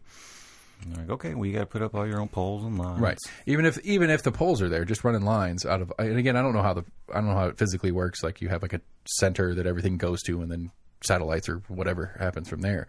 Well, that's what I was just thinking of, because I know that's one thing that Musk is working on is satellite internet. Yeah, and that's kind of what some companies are going to. Starlink. Yeah, that is targeted for rural, but apparently there's like millions that have already pre-subscribed to whenever it gets up and running. Yeah, when you get out to the Midwest, that's pretty much all most people have is satellite internet. Right, because it's way the F out there, and the current satellite internet is apparently terrible. And so his is supposed to fix that, which, it's Elon Musk, so I believe it. He's pretty good at what he does. We're just getting to the point where there's way too much quote-unquote space junk up there. I There's know. old-ass satellites that have been decommissioned. I guess they just haven't fallen back down to Earth yet. When it comes down to it, I would say that the majority of those are less of the problem than stuff that the governments have put up, junk-wise. I would say that AT&T and whoever else, I don't know, does NBC have their own satellite, or do they? How does that? I don't know. Again, same thing. It's probably an infrastructure thing somewhere functionally. There's one satellite up there that a bunch of different people use for their different own ends. Could be. Yeah. Where Musk is just I'll just use my own. Screw you guys, which is pretty awesome. I got my own rockets. Yeah. I got my own factories. Yeah. I'll build some stuff and put it up my damn self. Move it over to Texas and get out of California and their stupid taxes. But anyway, that's the thing that I'm curious, because I don't. Again, like I said, I don't disagree that internet at this point is utility. It really is. But I don't know, maybe again, just for clarification, it should be, if we're going to subsidize it, should be a tax subsidy, not a user subsidy.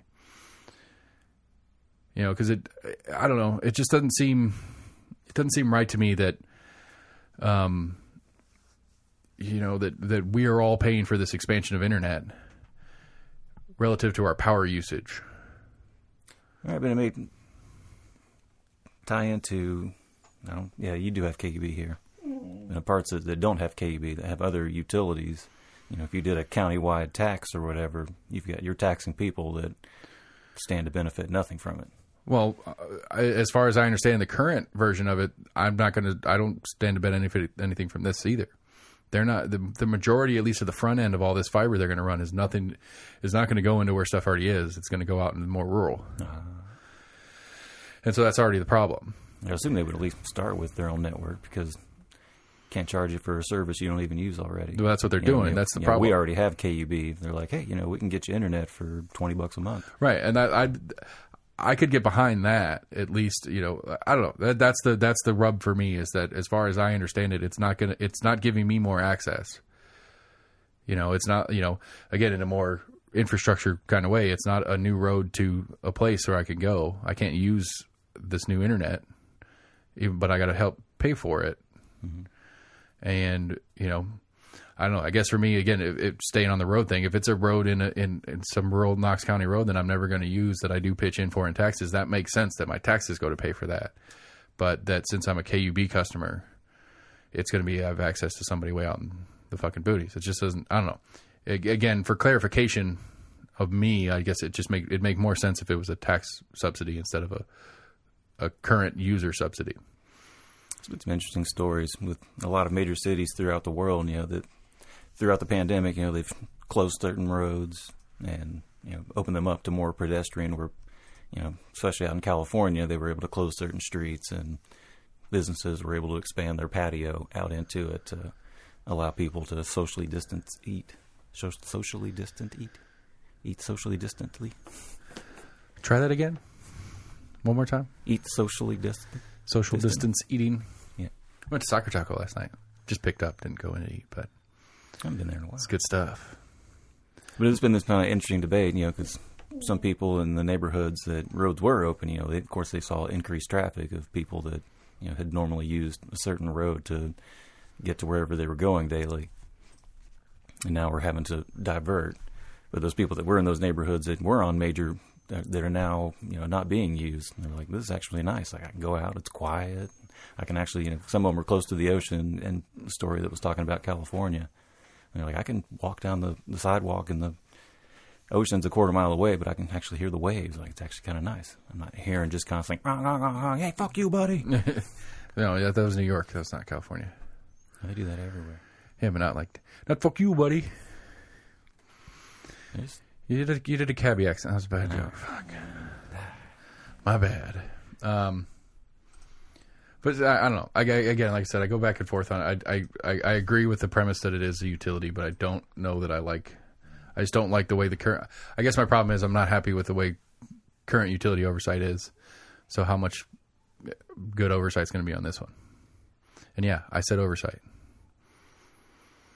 If they have to exist, and that's again that goes back to the extremist thing. Is if it has to exist, sure, oversight is okay, but they have to exist is what I think is the real conversation.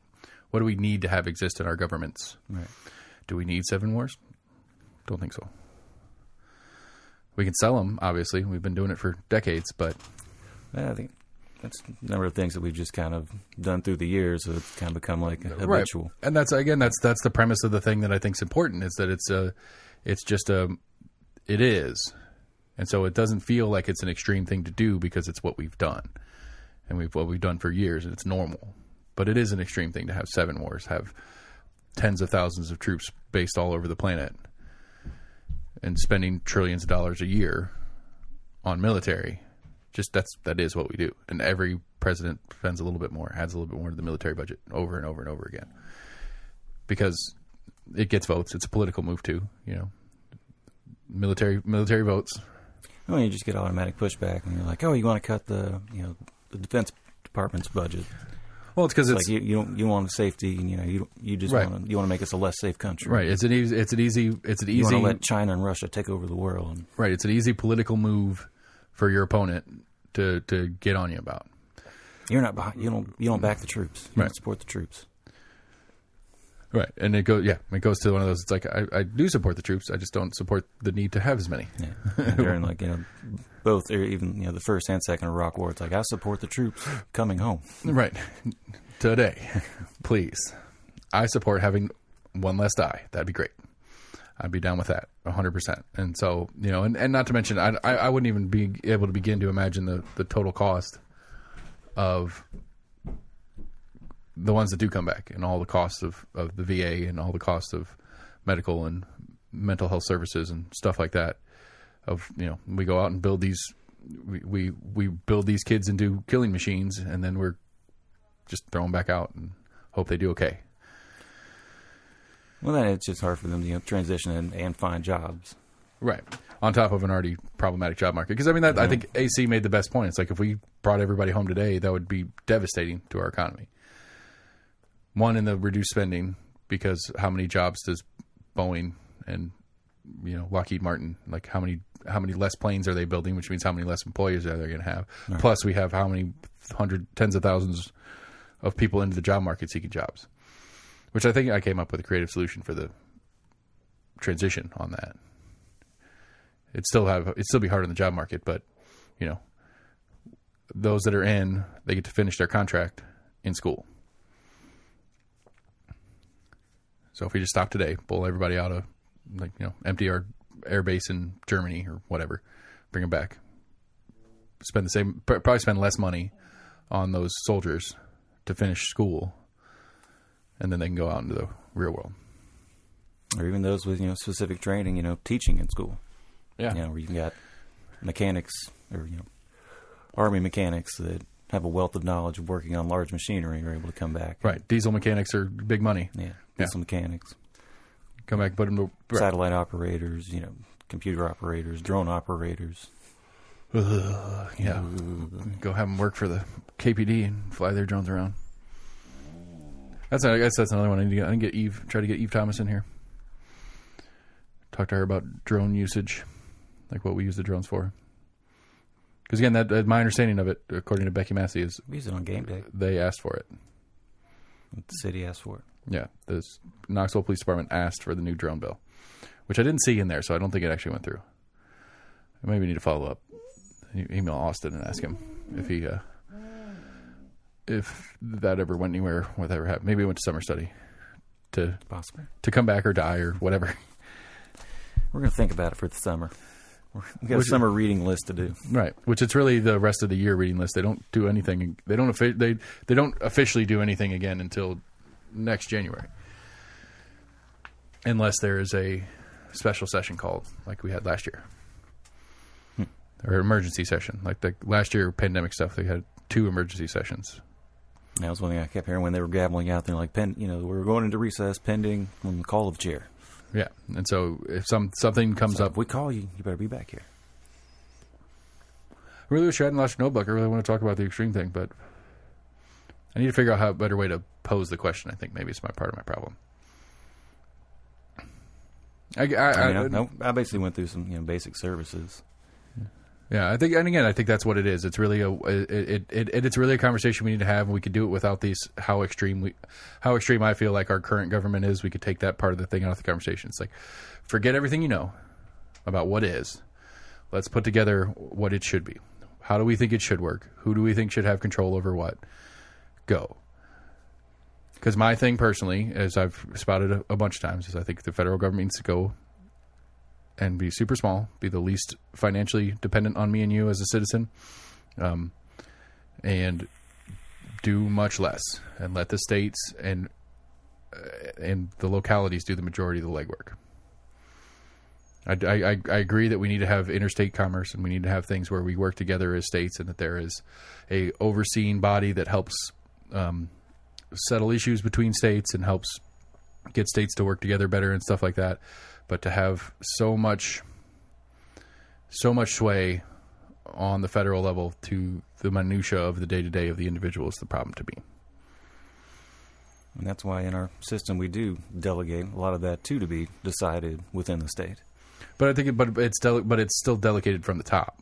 It's not, hey, Tennessee, do you, and we'll help you deal with this problem you're having with Kentucky. It's a, Tennessee, this is what you have to do, but you do it. That's the difference.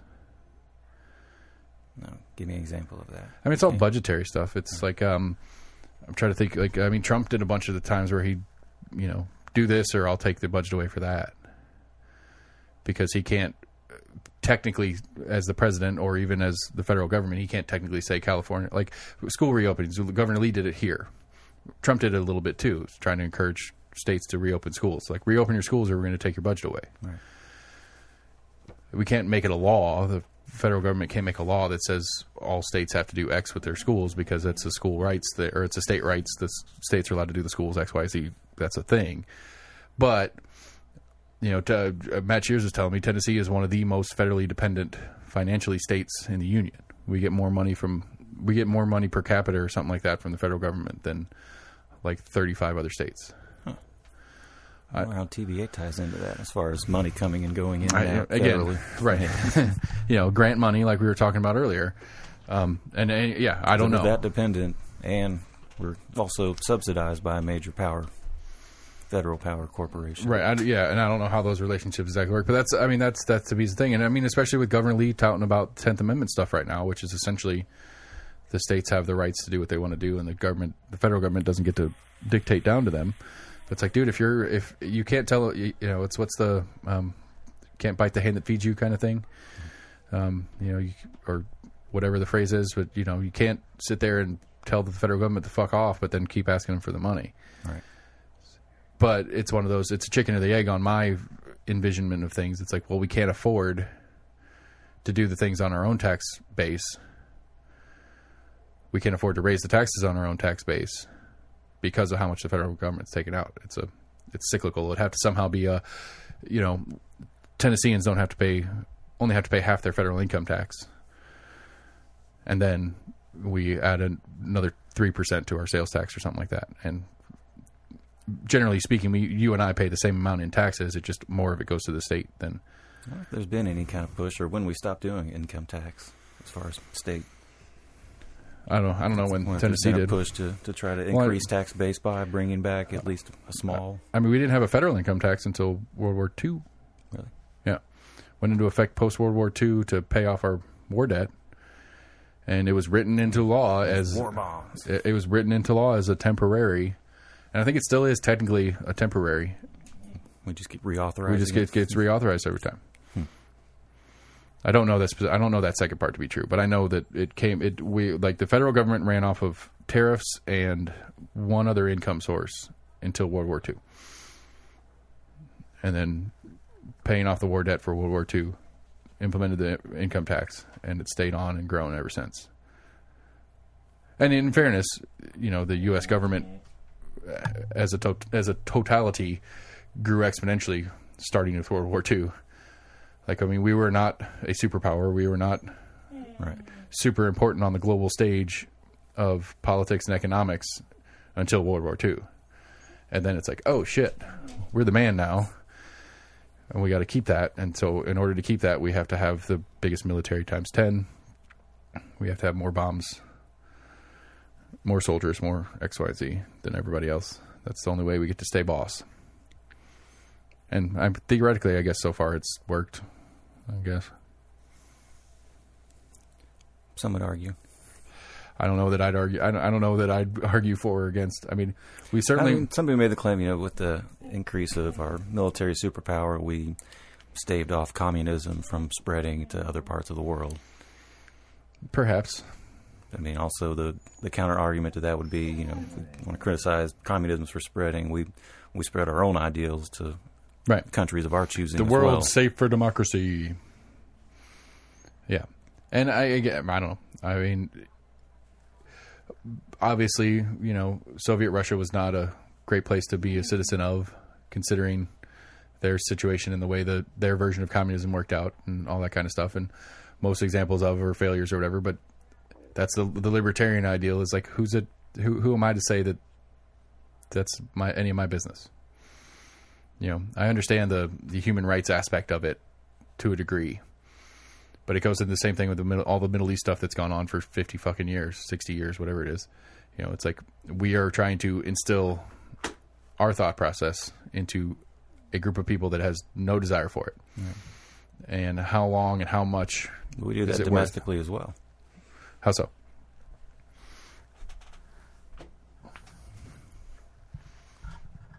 I guess the first thing that comes to mind would be, abortion rights or pro-life versus pro-choice, where it's kind of been legislated down versus with the pro-life being the stronger argument at the moment.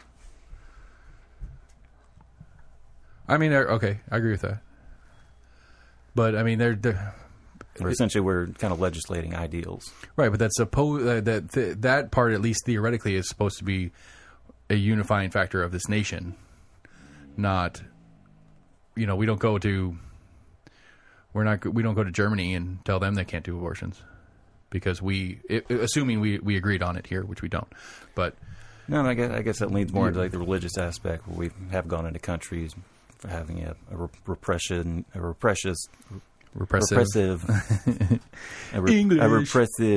religious regime in a certain area of a country or a certain country in general. Right. Again, but there's a difference in out and in to me. Right. We're allowed to we're allowed to self-critique and self-edit or whatever you want to call it, where that's different than out. And again, libertarians good either way, but because I don't care what Texas does. I don't care what Florida does. To a degree, there's a line. Don't get me wrong. There's a line that could be crossed that it would become an issue. Like I don't know. I go to that's one thing that both sides kind of argue about now. You've got GOP that throws out the fear of communist socialist agendas being passed throughout state legislatures and whatnot, and you've got the left saying we've got this religious right that's passing all these laws, doing this and that. Right. But I think the concern, and those are generally pointed at other states. One state saying, right. "Oh, we've got this state that's because doing I think in that it goes back to the power of the federal government in that conversation. It's that as this state becomes socialist or whatever, they start putting socialist representatives in the House of Representatives and the Senate, and we get a socialist president. And now all of a sudden the whole thing shifts over that way because of what this state's doing over there. But again, it goes back to but the state laws they're passing are only affecting that state. Right, but you see a little bit of a bleed over. But eventually, when maybe it's a grass is greener kind of thing, people see that other state doing better and they start working their way that way. But it still works its way up to the federal government, takes over the federal government. When it takes over the federal government, it works its way back down to everybody, even if we don't want it. I think that's the issue at play there. It's and again, it depends which state.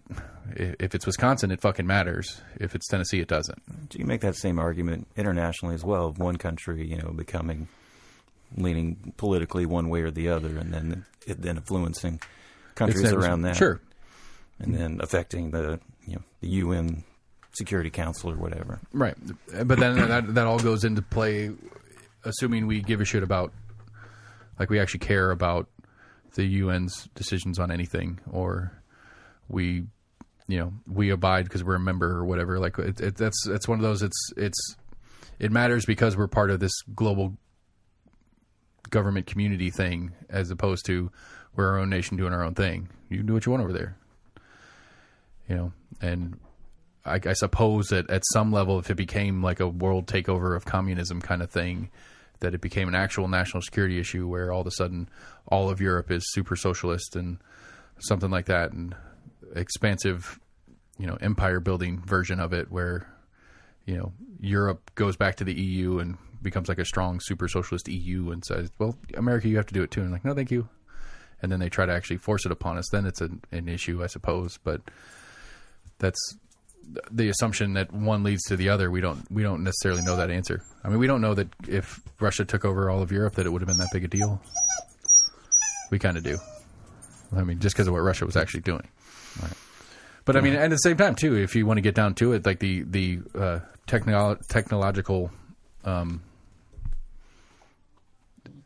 innovation through the Cold War was pretty phenomenal. Like it did some great things for humanity in general, at the cost of a lot of fucking people's lives and a lot of murders and deaths and whatnot. But a lot of money. Yeah. But the excuse to spend the money. That's really where our budget got inflated for decades. Yeah. And so that's the complexity, the nuance, the way the things play off each other. I get it, but I don't know. Again, to me, it's a you do you, I'll do me. I'll take care of my business, and I will be responsible with my business. And sadly, you have to trust that. And, I can, at the end of the day, the government's not going to force me to do what you want, or shouldn't have to force me to do what you want me to do anyway, unless I'm affecting you. And then I'm okay with the government stepping in because what I'm doing is affecting you. And then I think to a certain extent, the federal does try to leave more things to the states. Whenever possible, I think they do try to stay out generally. I can't give it a percentage wise. I'd say it's 50-50 or anything, but I think a lot of things they do try to, especially federal courts, they do try to defer to the states and only step in. Yeah. And I guess repeated appeal processes that do have to get kicked up higher and higher to federal courts. Where they're finally like, all right, if you guys aren't really going to decide on this, you're making us weigh in on it. Right. And then we'll kick it back down to you. You brought this case to me, a number of times, and we've tried to throw it out for this and this cause. Yeah, I don't understand the legal well enough to understand why the who's is whatnots. But again, I mean, I guess part of it's at the end of the day that the federal government, court-wise, gets to have the final say. We said so. If it's kicked up to them, yes. Right. And I don't think they get to just take up any case like, oh, well, they're having trouble with this law in, Florida or whatever. We're going to go ahead and take up that. It actually has to get appealed up to the higher and higher courts. Right. I mean, that's what's going to happen with this transgender bill thing. There's already lawsuits at play, and they're going to go to Tennessee Supreme Court, and the Tennessee Supreme Court's going to say what they say, and then it's going to end up in federal court at some point. It's possible. Because it becomes a human rights or a constitutional... some constitutional issue. I don't know. It's complicated. It's just I wish it wasn't so damn complicated. I wish we had better interest. I wish we had more people smarter than us being more interested in it and putting it out a little bit better for us to follow. I wish I didn't have to try so hard to keep up with any of this shit. Well, I think we all wish life was simpler, but yeah, it's more complicated than that. I don't understand. Like, I understand because it was me. I guess that's a better way to say it. I wish there were more people that would at least take a cursory interest in it. Just enough to have at least decent, I don't know, just to have at least this is the right body to talk to about an issue. Like, this is this is wrong, whatever this thing is. This is wrong, and this is who I go to. These are the people that fix this thing. Instead of it, because that's been the most deflating thing about this whole process for me, is me included in it. I don't know who to talk to. I don't know who to ask the question about this thing is. Like the whole thing with the sheriff, trying to understand, or the drone thing or whatever. Trying to understand who does what, who the sheriff answers to and stuff like that. Like I eventually just had to go to the sheriff and ask him. I mean, that's the level we get to here, but straight to the horse's mouth. Right. Which is not a bad way to go about it, I guess, but it shouldn't be. That's the problem to me, is that so nobody takes enough interest in just the very cursory part of it. Again, probably the number one thing that kicked me over the edge to start asking for interviews was after talking to Gina Oster about school system stuff, and then following it up somewhere in conversation, like, is she allowed to do that? Is that inside the job thing? And then just getting down to what is the job of this person, whatever it is. What are you doing as a county commissioner? Right. What does a county commissioner actually do and have real input on? And then it gets, and then it always gets further complicated. Like, well, the platform is important. Yes, I get it, but that shouldn't be. Because I'm a county commissioner doesn't mean that my opinion on the school system should fucking matter. Because it's not in my job. It's not in my job purview. Like, I think that's one of the things to me is like, because again, we put them to hopefully be in the know.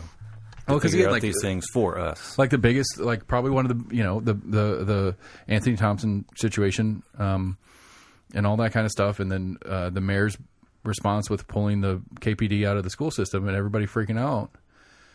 Like GOP put a survey out, should armed officers be in the schools? And it's like, everybody is implying that she's taking all 100 and something officers out. There's only taken 15. Right. And nobody knows that. Like, I told the sheriff, that's one of the things I told the sheriff. I was like, hey, you need to talk to the school board about changing their uniforms. He's like, what? I was like, I assume they did it on purpose, that the school cops dress like your deputies. SROs. Yeah, their uniforms are almost identical to your deputy uniforms. He's like, yeah, we get that a lot. He's like, I get a lot of calls from people about their school resource officer. And it's like, that's not me. That's not part of, they're not one of my employees. I don't have anything to do with that. And people don't know that. And it's, Do they provide the training though? They do some training with them. Okay. But it's not a required to do it. It's just like the school board wants a certain thing done. And if the sheriff's office has a training program that follows that. The Knox County Sheriff's Department. Right. And then there's a bonding process that the sheriffs assist with or something like that. I don't know exactly what, like, I guess in Knox County, if you have a badge and gun, and are legally allowed to detain, it has to be at the approval of the sheriff. So like a bounty hunter, if you're bounty hunting in Knox County, to have a bounty hunter's license and whatever, it's at the approval of the sheriff's office. So Makes for sense. all intents and purposes, the school officers are the same level of whatever as a bounty hunter. Because I was reading Georgia, I guess, repealed their citizens arrest. I don't know if Tennessee has citizens arrest laws. I mean, it would be something to look into. Because again, they can detain, a school resource officer can detain only on school property. Makes sense, yeah. So like where they quote unquote have authority, right? So like, I don't know exactly what, I don't know a good situation to do it in, but like I don't know. I go in yelling at the principal, and get to a point of a full assault, like I punch the principal in the mouth or something like that. The school resource officer can detain me, and then Knox County deputy would come pick me up and take me to jail. Everybody that gets arrested in Knox County, no matter where you go into the Knox County penal system, because that's one of our metro units. The sheriff's office and his budget has to do all detention. All the detention centers in town go through his office and his budget. But so like the school resource officer can arrest me, but if I run and get off property, he can't come after me. He can report me and then the sheriff will come pick me up, but he can't detain me off school property. That's the best example I come off. Makes sense. Yeah, I mean, I guess. I don't know. It's just the beginnings of that. The point of that is that we as a community, as a whole, don't know that they're not cops. They're not officially county or city police officers. Some are. I think they also kind of not necessarily bank on that, but I think it is somewhat purposeful. I agree. At least for the students. Right, I agree and on the school teachers. board's part, sure, and and even for for parents and everybody else easily that identify and they look like they're official. Right, Maybe they'll respect the uniform that much more by seeing someone in an officer's uniform. Right, It's happened the same thing with doctors. I mean, they've done numerous studies on how people even heal faster if they have someone that comes in, with the name badge that says, like head of oncology instead of oncology intern. Right. They feel safer and more comfortable, and they can relax. And more trusted of what the doctor's telling you instead of Right. being kind of skeptical, like, you're an intern, like, how much do you really know? When actually sometimes they know more because they've got the most up-to-date most recent education, yeah. But again, I guess like the problem being that people don't know the difference. I would say that if we could survey it, you'd get a lot of people that don't know the difference in city and county in Knoxville.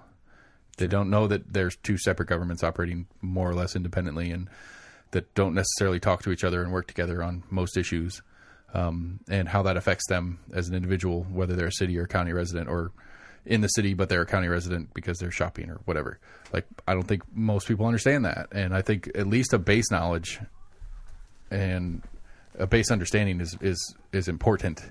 And we need to figure out how to get people there. What fixes it? Like a monthly newsletter to everyone? I don't know. I mean, something that's like something that really shows what's actually happening would be helpful. Like real, like this got passed and this is what it does kind of thing. And sadly, there's nobody's really doing it that has any traction. New Sentinel's terrible. I want to say when I was looking at the Commerce Department, one of the bureaus was actually, I think it was a relatively new one, but it was in trying to give better access to the general public. Because a lot of people complain, when they go on like the federal Medicaid website or whatever, that it's just really hard to traverse and go through it, and trying to make that easier and actually get input on people being more informed. Yeah. But they actually have an office they established to make communication with federal and finding out different things about our government being more understandable and easy to read. Yeah, I mean, that's why there's a requirement, in any state law that it has to be written in, kind of semi-layman's terms that everyone can understand what that law means, even though there's still a lot of fucking legalese in much of the bills and statutes that get passed. Yeah, we got into that with Dan Davis about the law director ballot item and that stupid language. It was confusing. But yeah, I mean, to me, it's just we are in a very, even through the pandemic, we're in a very soft spot as people. We don't have to pay that much attention, and I guess there's nothing to do. There's it's not a bad problem to have, I suppose. Yeah, and There's also a number of people that just don't want to know. I mean, they want to put that, trust and faith in their elected leaders to keep their lives running smoothly and not have any issues. Yeah, but those same people bitch about the roads and bitch about the things, and Right. again, like a perfectly good example, like all the And that's friends why people should get involved when it is affecting them and it is pissing right, them off. friends and neighbors with the flooding, or just your own street in front of your house. Like, who do I go? Like, who is the person to talk to about this? Right. That's the kind of thing. I mean, people are more apt to get involved when it's something that's pissing them off versus they're happy and they're not going to reach out to their county commissioner as often and be like, I really appreciate I'm you so repaving. happy. Yeah, I needed that repaving, man. That was great. Right. And that's fair enough. I don't know. Again, you're right. I don't know how to get more people, at least base interest. Because like I get people, like I've had people email the email and stuff like that and say, correct me on stuff, which I appreciate. But it's like, getting into just, don't know, like how long it takes me to explain what the podcast is. It's like, basically you don't pay attention and we're trying to. And so we're trying to be an avenue for a very loose, hopefully kind of funny, more layman's version of what's happening around you. And it's like, yeah, but like, I don't, who are the people who you're talking to? It's like city council. What do they do? I don't really know either, man. I mean, I'm trying to. We're trying to figure out. Talk to. I guess it's just all a platform. They say they do something. They punch in at the city county building, but then what they do from there, I don't know. I'm getting to the point where it almost feels like it's more or less a gesture from the state, city council specifically, but commission a little bit too. Is that it's or actually the biggest one is the school board. It's really the state does everything, and the school board just has to kind of manage it locally.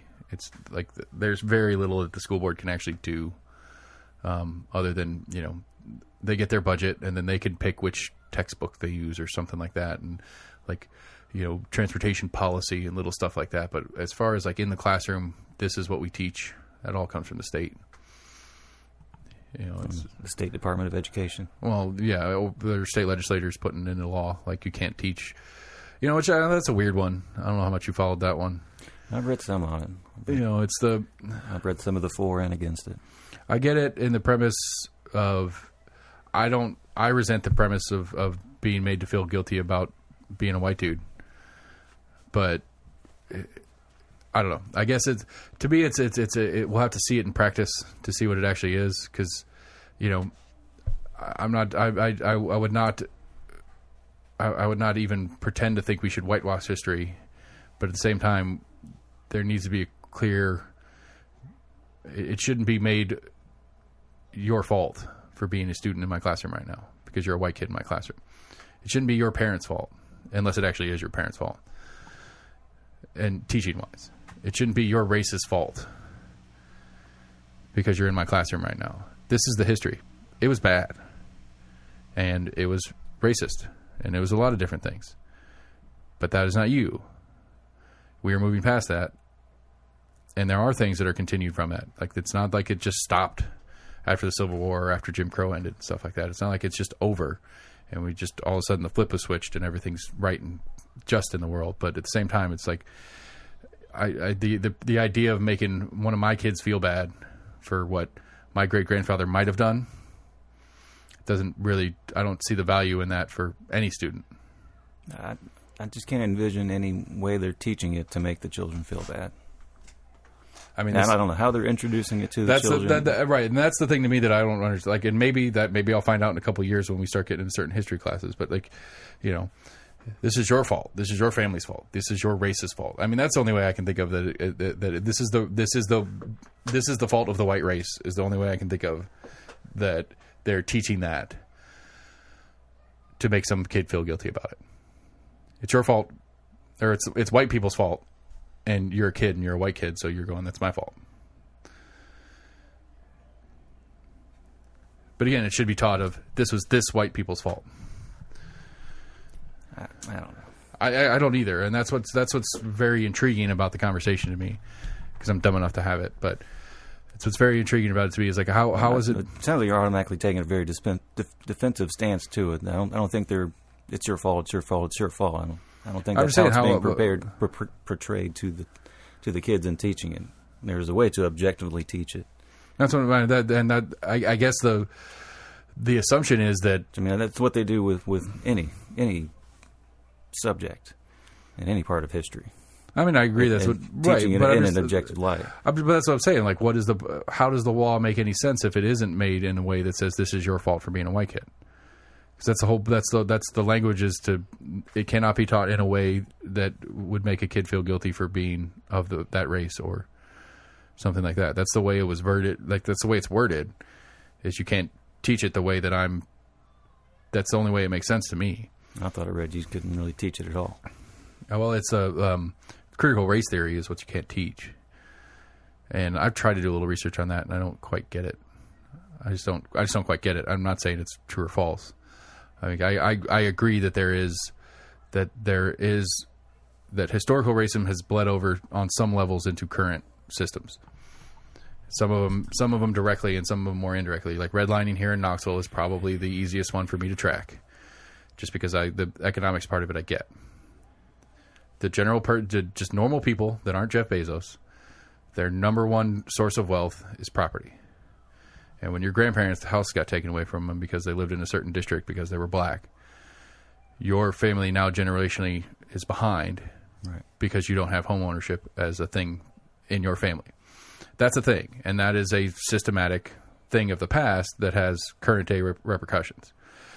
I agree to that. But what's the solution to that is my question to it. It's not okay, we apologize for it or whatever. And that's the thing that Gwen McKenzie put up, the $100 million over 10 years or whatever.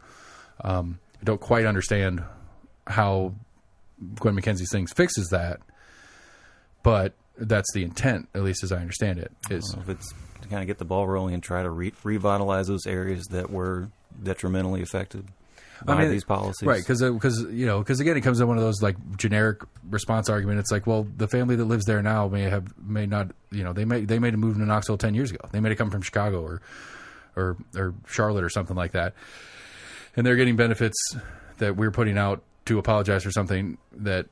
The inverse example would be me. I'm paying taxes into this locality and stuff like that. I wasn't here alive but my family wasn't even here.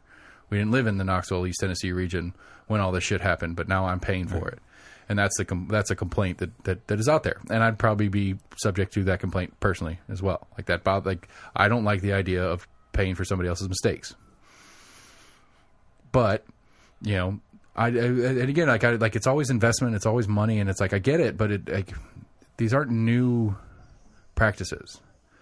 There's been investment programs, there's been things in place here and other places, and I don't know, and I could be wholly wrong on this, but I don't know that I've seen a lot of success stories out of programs like this Glenn McKenzie program that she's putting up that invest in the community, get small locally owned neighbors to invest and put a business in and stuff like that.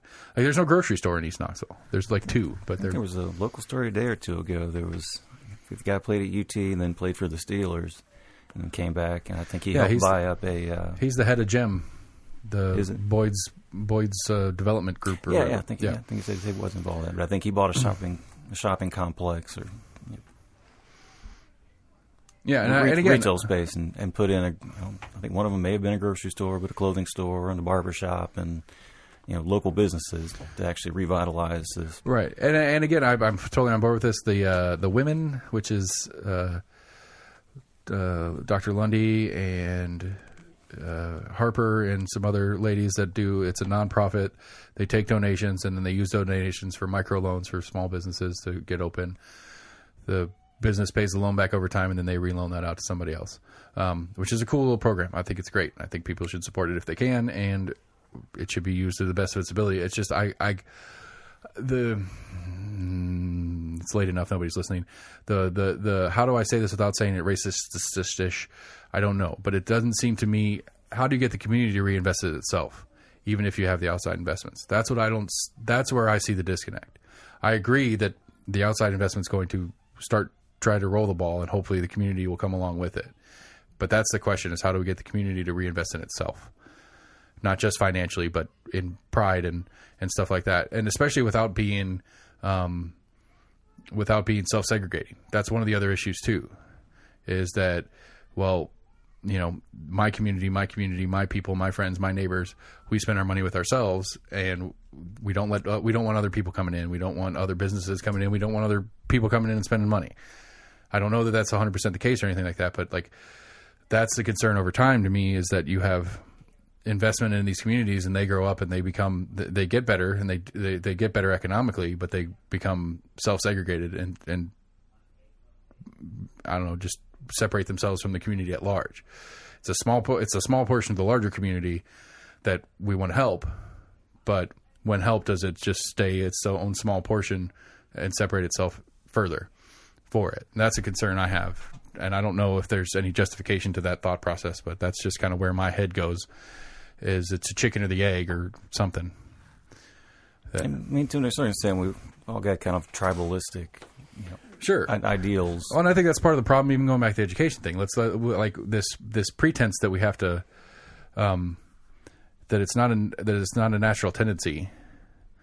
I mean, yes, we need to talk about it. It needs to be discussed, and it needs to be brought to the forefront so that we don't overdo it. But self-segregation is a thing. What's the other one? There's another like technical doctory term for it. In-group preference.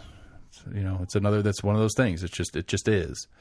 And it's a natural human thing that we do. In-group preference being America. We want American stuff.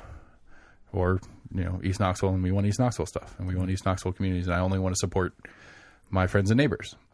Which, at least on the super local level, I like that better than the national one. But either way, that in-group preference is a thing. It goes into it's one of the arguments about like hiring and pay gaps and stuff like that. It's like it's a natural thing that we do.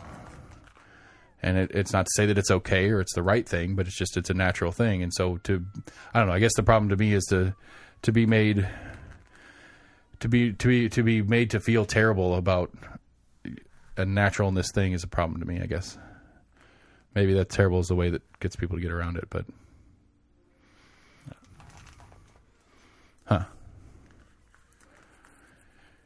You're shaking your head at me. Am I wrong? Am I off base somewhere?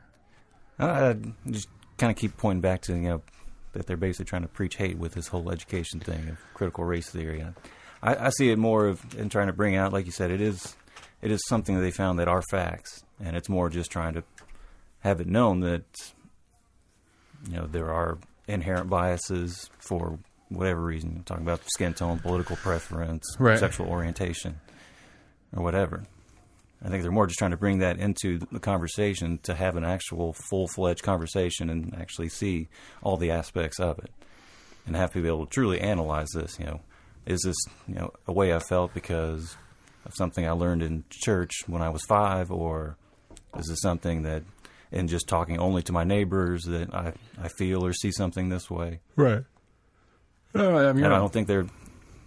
I don't know. I'm pushing back to your point that they're just trying to teach people to hate. Right. And you could be right. It could be one of those very... Teach them to self-hate. I don't think they're trying to encourage children to self-hate whatsoever. I don't know what the basis of it, other than it came up across the Senate floor, and that's why we were talking about it. And it could be as useless a bill as the trans bathroom bill or the trans sports bill. That it was just literally one of those...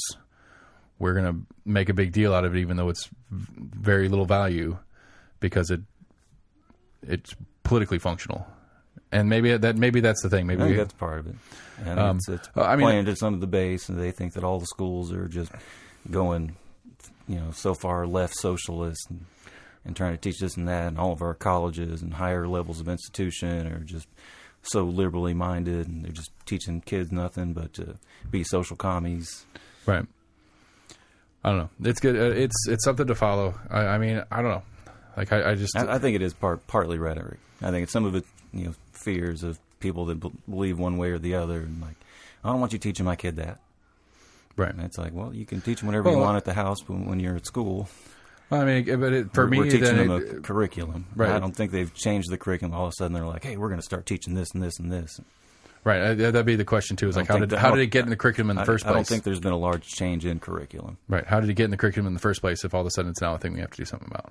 I mean, like I said, I'm curious if they even still teach that Christopher Columbus discovered America. I don't know. Neil deGrasse Tyson says it's the greatest event in modern history. Christopher Columbus. Mm-hmm. Even though the Vikings are already here and a couple other people already made it over here first, but the actual economics of the Columbus voyage and bringing Europe to the New World is the greatest thing in history. The most important moment in history, according to Neil deGrasse Tyson. But it's very sciencey. It's a very sciencey way he looks at it. It's like you literally have two subsets of the species reconnecting after however many millions, tens, hundreds of thousands of years or whatever. Yeah, I'd say him coming to the Caribbean, for spices or whatever they ended up finding. Well, they were trying to find Asia. Right, they were trying to find a spice route, a quicker route instead of going around the Horn of Africa over. But Neil deGrasse Tyson's thing is that like it reconnected two branches of the species.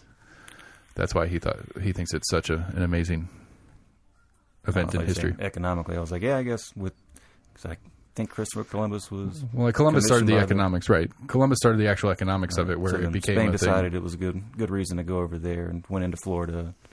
French went into Canada. British went into New England. Right. And subsequently, eventually took over the world, and then that still blows my mind. We kicked it right, and then we kicked a small island nation, right, and then we as one of their colonies decided we didn't like their game, and changed the entire world map because of what we did as Americans. Tea out. That's right, I want your tea. You can't tax us on tea if it's floating in the ocean. All right, and that's a good place to close it down and thank our veterans, not our veterans, but our fallen soldiers all the way back from the Revolutionary War to today, who gave the ultimate sacrifice. I don't mean to be all cheesy about it, but it's cheesy about it. It is Memorial Day weekend. Those of you out celebrating, celebrate it with some Fanatic. Oh, shameless plugs. That's what I do. Fanatic Brewing, everybody. They sponsored this show and many more. Go check them out at 2727 North Central. They're open on Tuesday, Wednesday, Thursday, Friday, Saturday at no later than 5 p.m. to no later than 10 p.m. They stay open. You can go there and try all their many, many beers and their many, many, many, many good ones. But on Thursday, they have comedy. On Friday and Saturday, they have a $5 Black Angus or Black Bean Burger combo with $3 pints. It's a select pint, and I can't remember which brew that is, but it's a good one, because all of them are good ones.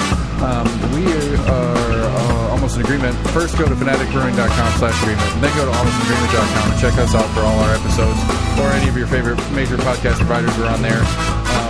Subscribe, like, share, all those things. Go to YouTube, go to Facebook, go to Twitter, do the same there. Help us out. Correct us when we're wrong. Tell us we're stupid. I don't care. almostinagreement@gmail.com is a way to get in touch with us directly. Like I said, I got Clint Harris coming up. I've got the All for TN for All coming up later on today as well.